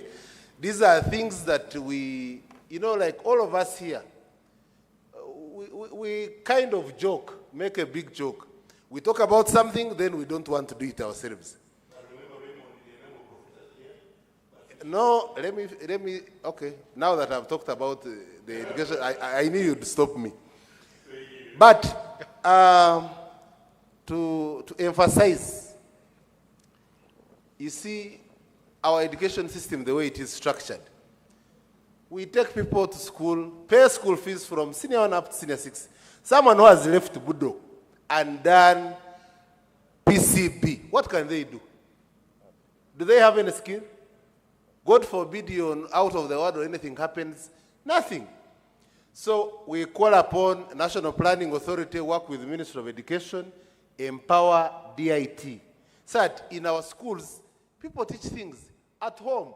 Learn how to make bread, learn how to do something just within your comfort of your home. You're here at home, no skill. In case of something, you get crippled, you get illnesses, they are around, you can't do anything.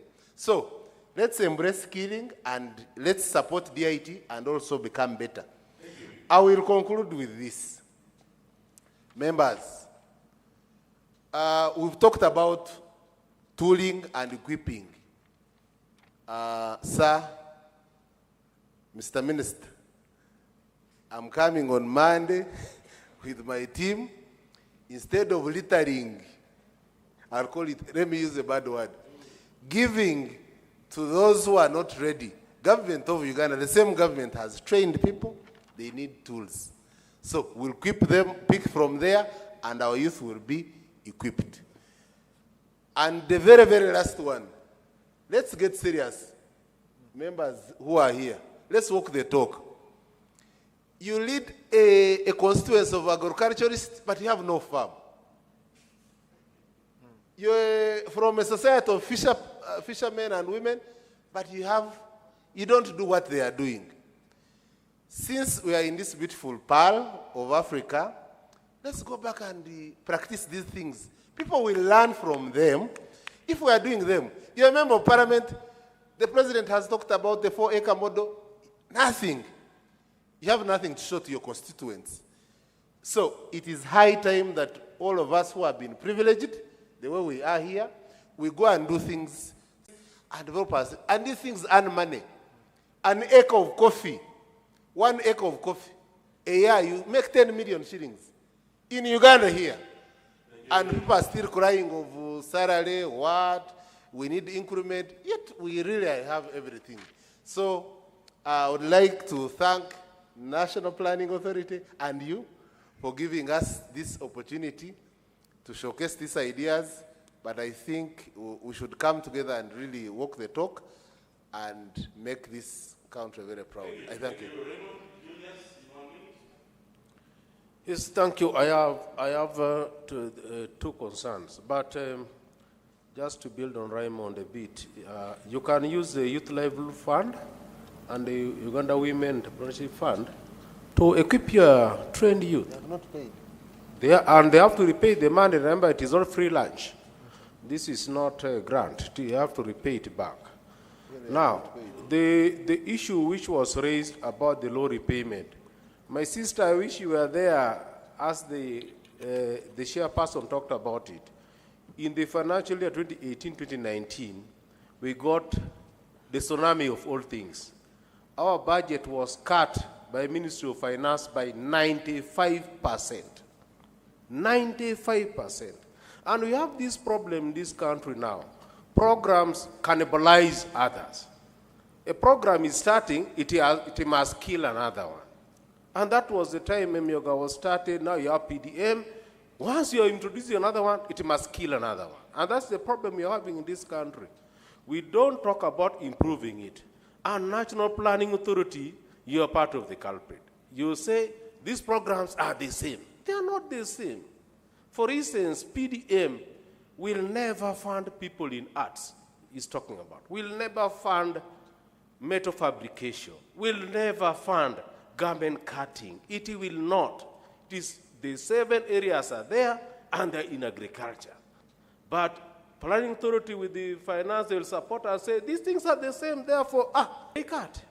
That is a problem we have. Last financial year, we worked based on the money we had recovered.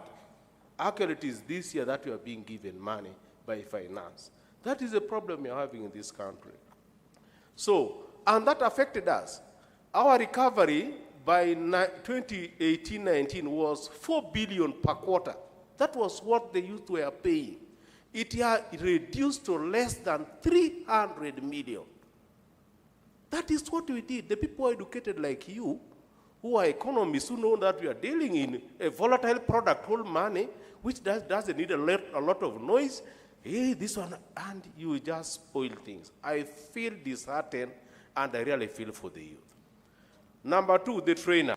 I think I said the trainers are chosen by the youth themselves, not us. Just imagine if it was a ministry to choose trainers all over the country. There are going to be briefcase companies, all like that. But these trainers are chosen by the youth with the support from the sub-counties, all our local governments. And they choose people who are skilled, who can train. And I go back to what he was saying. This business of paper acquisition without skills is what is killing us. And Madam, I invite you. You go to Iganga Municipal Council. I'm going to show you a youth which is making radios. Radios, transistor radios. There's another group in the same. They are making from thrown away parts, like of computers and the like. There is another group within the same Iganga Municipal Council who are making weighing scale, like the Mizani you see. They are there. Lastly, about the art, performing arts. You see, Dr. Edelman is still around?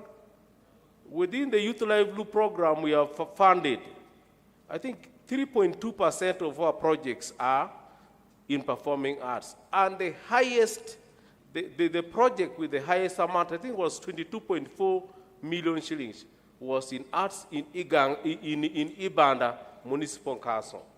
Unfortunately, they didn't perform well, and they have, out of the 52 million, they have paid around 80 million. So, support the youth livelihood program, and we move ahead. Thank you very much.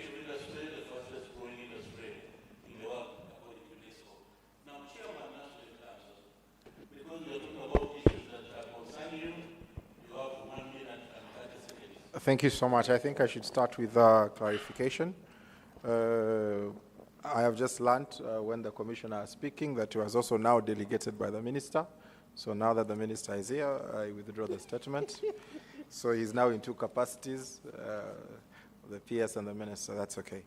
Then the other clarification is I wrongfully said the PDM would benefit about 50 million. The number is 5 million. I'd gotten 1 0 wrong there. Now, I think to hit the nail on the head, engineer has started it. Everyone in Kampala, in policy rooms, conference rooms, talks about how agriculture will solve unemployment.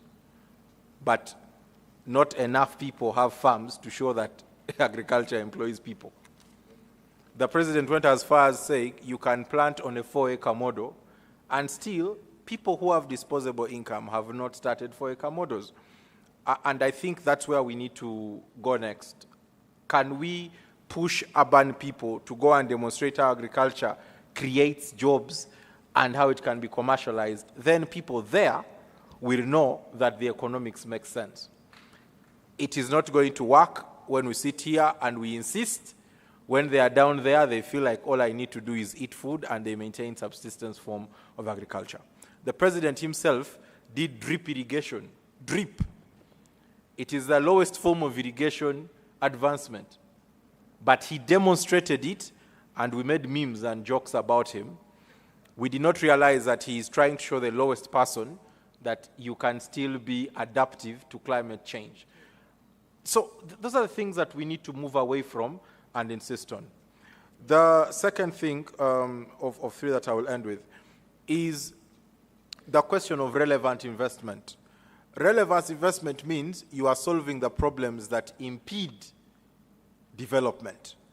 If we are saying that the Youth Livelihood Program has the following challenges, 10 years down the road, to what extent are we going to solve those challenges? If we are saying, he's been here, he's been saying the problem they have is financing for the skilling to extend to tooling. That is a problem. How do we solve that?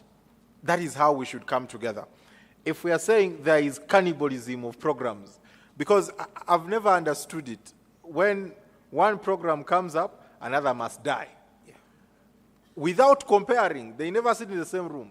When the PDM came up, I remember the fight that it took for different ministries to be involved in the implementation.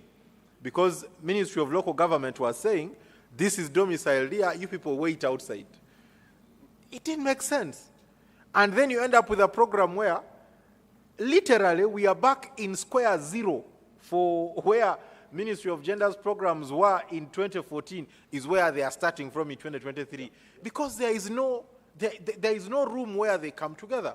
So those kinds of competitive and not complementary approaches to programming should also stop. And I think Ministry of Finance, under the program-based budgeting model, intended for that. But we have still insisted on mandate and protectionism of our program, and we have not gone to complementarity. And I think that's where we need to go. Finally, which I said would be the final one, I just want to say, the young people of Uganda, I've seen a statistic that said the young people of Uganda, 1.6 million of them are not looking for work. Now, this is a very redundant statistic. The reality, yes, the reality is the economy has created, our economy has created 10,000 jobs whenever 400,000 have entered the job market, formal jobs. If you talk about informality and presenting a chance around there, you're going to 35,000. If you look at the performance of job creation under NDP3, we did not hit even 50% of our target. So there are statistics that do not help us. The statistic we need is what can we do to create more opportunity for work to exist. Because even if all the young people in Uganda looked for work, it is not there for all of them. So that is where the question is. The question of our labor market is a labor demand problem, not a labor supply problem. And I want us contextualizing the problem right is what brings right solutions. I thank you. Thank you very much. And I want to come to the end of this by saying that if not now, then when? If not you and me, then who? If not through a multi-sectoral, multifaceted approach, then how? I want to thank you and you clap for my panelists. But panelists, don't go away. Oh, clap. Look if you need clap. Can I now take this rare and singular honor to invite Mr. Opio to come and officially close this meeting?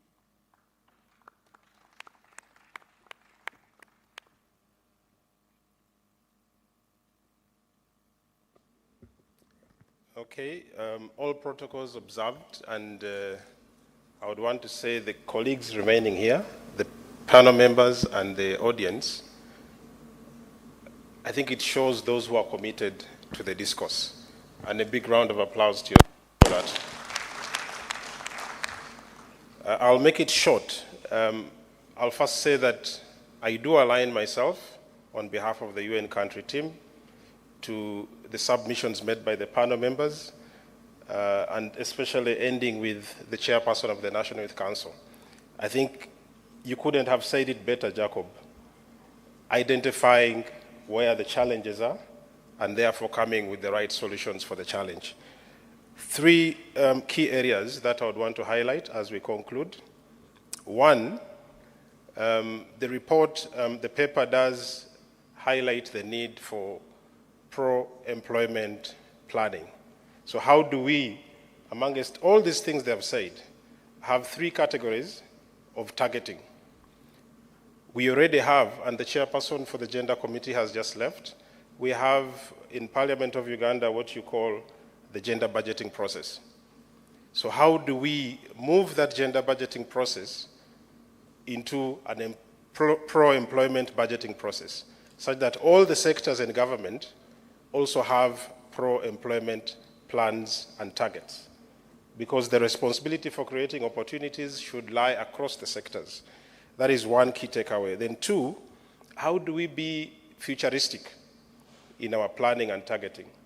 Because whatever we are talking about now should not be based on the skills for today, on the jobs for today, but how do we look at the jobs for the future? And then three, in looking in these jobs, can we consider multiple pathways to skilling? I think these are very important, and I would want to say through the UNFPA, who is leading the UN family in a joint program on youth and adolescents, we remain committed to supporting government and the youth in taking forth some of the recommendations from this paper. And most importantly, we should also work towards shortening the transition from skilling to employment, because that is where there's always a challenge. So how do we shorten that duration? Because one of the panel members said young people do not care who is bringing in the opportunities, but they care more about what opportunities are being created. So therefore, can we shorten that period from learning to earning? I thank you so much, and thank you all for making time to attend this event today. This is the 13th edition, and I'm looking forward to the National Planning Authority and partners organizing the 14th edition. Thank you. Thank you very much. Enjoy the rest of your evening. God bless you.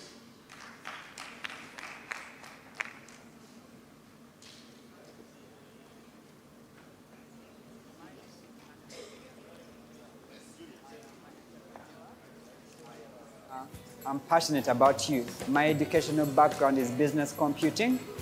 I did a course in agri-entrepreneurship by Iris Uganda. I did the course by Enterprise Uganda, the entrepreneurship course. And so we started my business journey as a young man in Senior 6 VAC. I attended what they call the Head Start class that was about to teach us about money. I was able to pay my tuition through campus, and the journey with money for me has been an exciting one. I've lost a lot of money, but I've made a lot too. My experience with younger people is I deal a lot with campus people transitioning to the work life. So we start to work with young people. The idea was get some money, start for them businesses. The key learning for me in this process has been to learn to be patient. So my advice to the government is we need not a generic approach. We need to go area per area, institution per institution, to empower beyond the basic knowledge of I'm a tailor, I'm a baker. Because now, almost in every area, as a business person, I run a bakery, everybody's baking, so who's going to buy my cakes? My name is Arthur Mokembo. I lead the Future Lab studio at the Innovation Village. Innovation Village is building the best place in Africa to bring ideas to life. We do this because we're very passionate about transforming Africa through innovation. On a typical day, we convene outstanding tools, opportunities, and capital to power the most promising entrepreneurs in our society to transform it through technology or the use of technology. On the side of Innovation Village, we tend to focus more on your conventional small and medium enterprises, and increasingly on a subset of those that are leveraging technology, either as the primary enabler or as a key ingredient into how they create and deliver value in society. We do this across more than 13 sectors and act in more than 60 verticals across these sectors, and we're privileged to work with some truly outstanding young people in the work that we do. We then provide certain skilling programs, all the way from foundational concepts in how to start a business through to more advanced concepts around scaling that enterprise, depending on which intervention these young people are working with us through. Around these, we offer a broad network of coaches and mentors and domain experts that give extensive support in way of advice to these young people to help them navigate various challenges around designing and implementing these ideas. And we are convening a growing network of local business angel investors, typically experienced entrepreneurs, senior executives, domain experts, so on and so forth, who are happy to give that fast risk capital to these young people to help them grow their idea. Let's work with communities to broaden mindsets around pathways that our young people can take. For us, is to commend National Planning Authority, the government of Uganda, and very many other stakeholders who have come together to make this possible, is to commend us and to encourage us to keep going in this effort and to share our learnings in intervention so that we can continue to rally more support, more action, and more urgency around this issue going forward.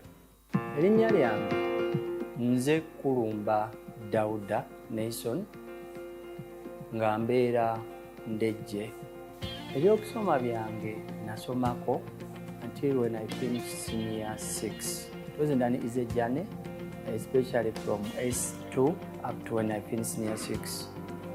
How I have managed how to survive up to today, because of it is now 11 years since I finished to study senior 6. ndowooza mu Luganda kiyinza okuvaayo obulungi tugamba nti mbadde mu kuyiriba. Nakola nnyo ebiseera ebisinga mu restaurants, naye nga mu restaurant omu tebanzikiriza kufumba kubanga saalina bipapula. So bw'osaba omulimu ng'omufumbi nga tebakkiriza, so nembeeramu nga omutambuzi w'emmere mu kibuga, era mu kibuga nga bamita driver.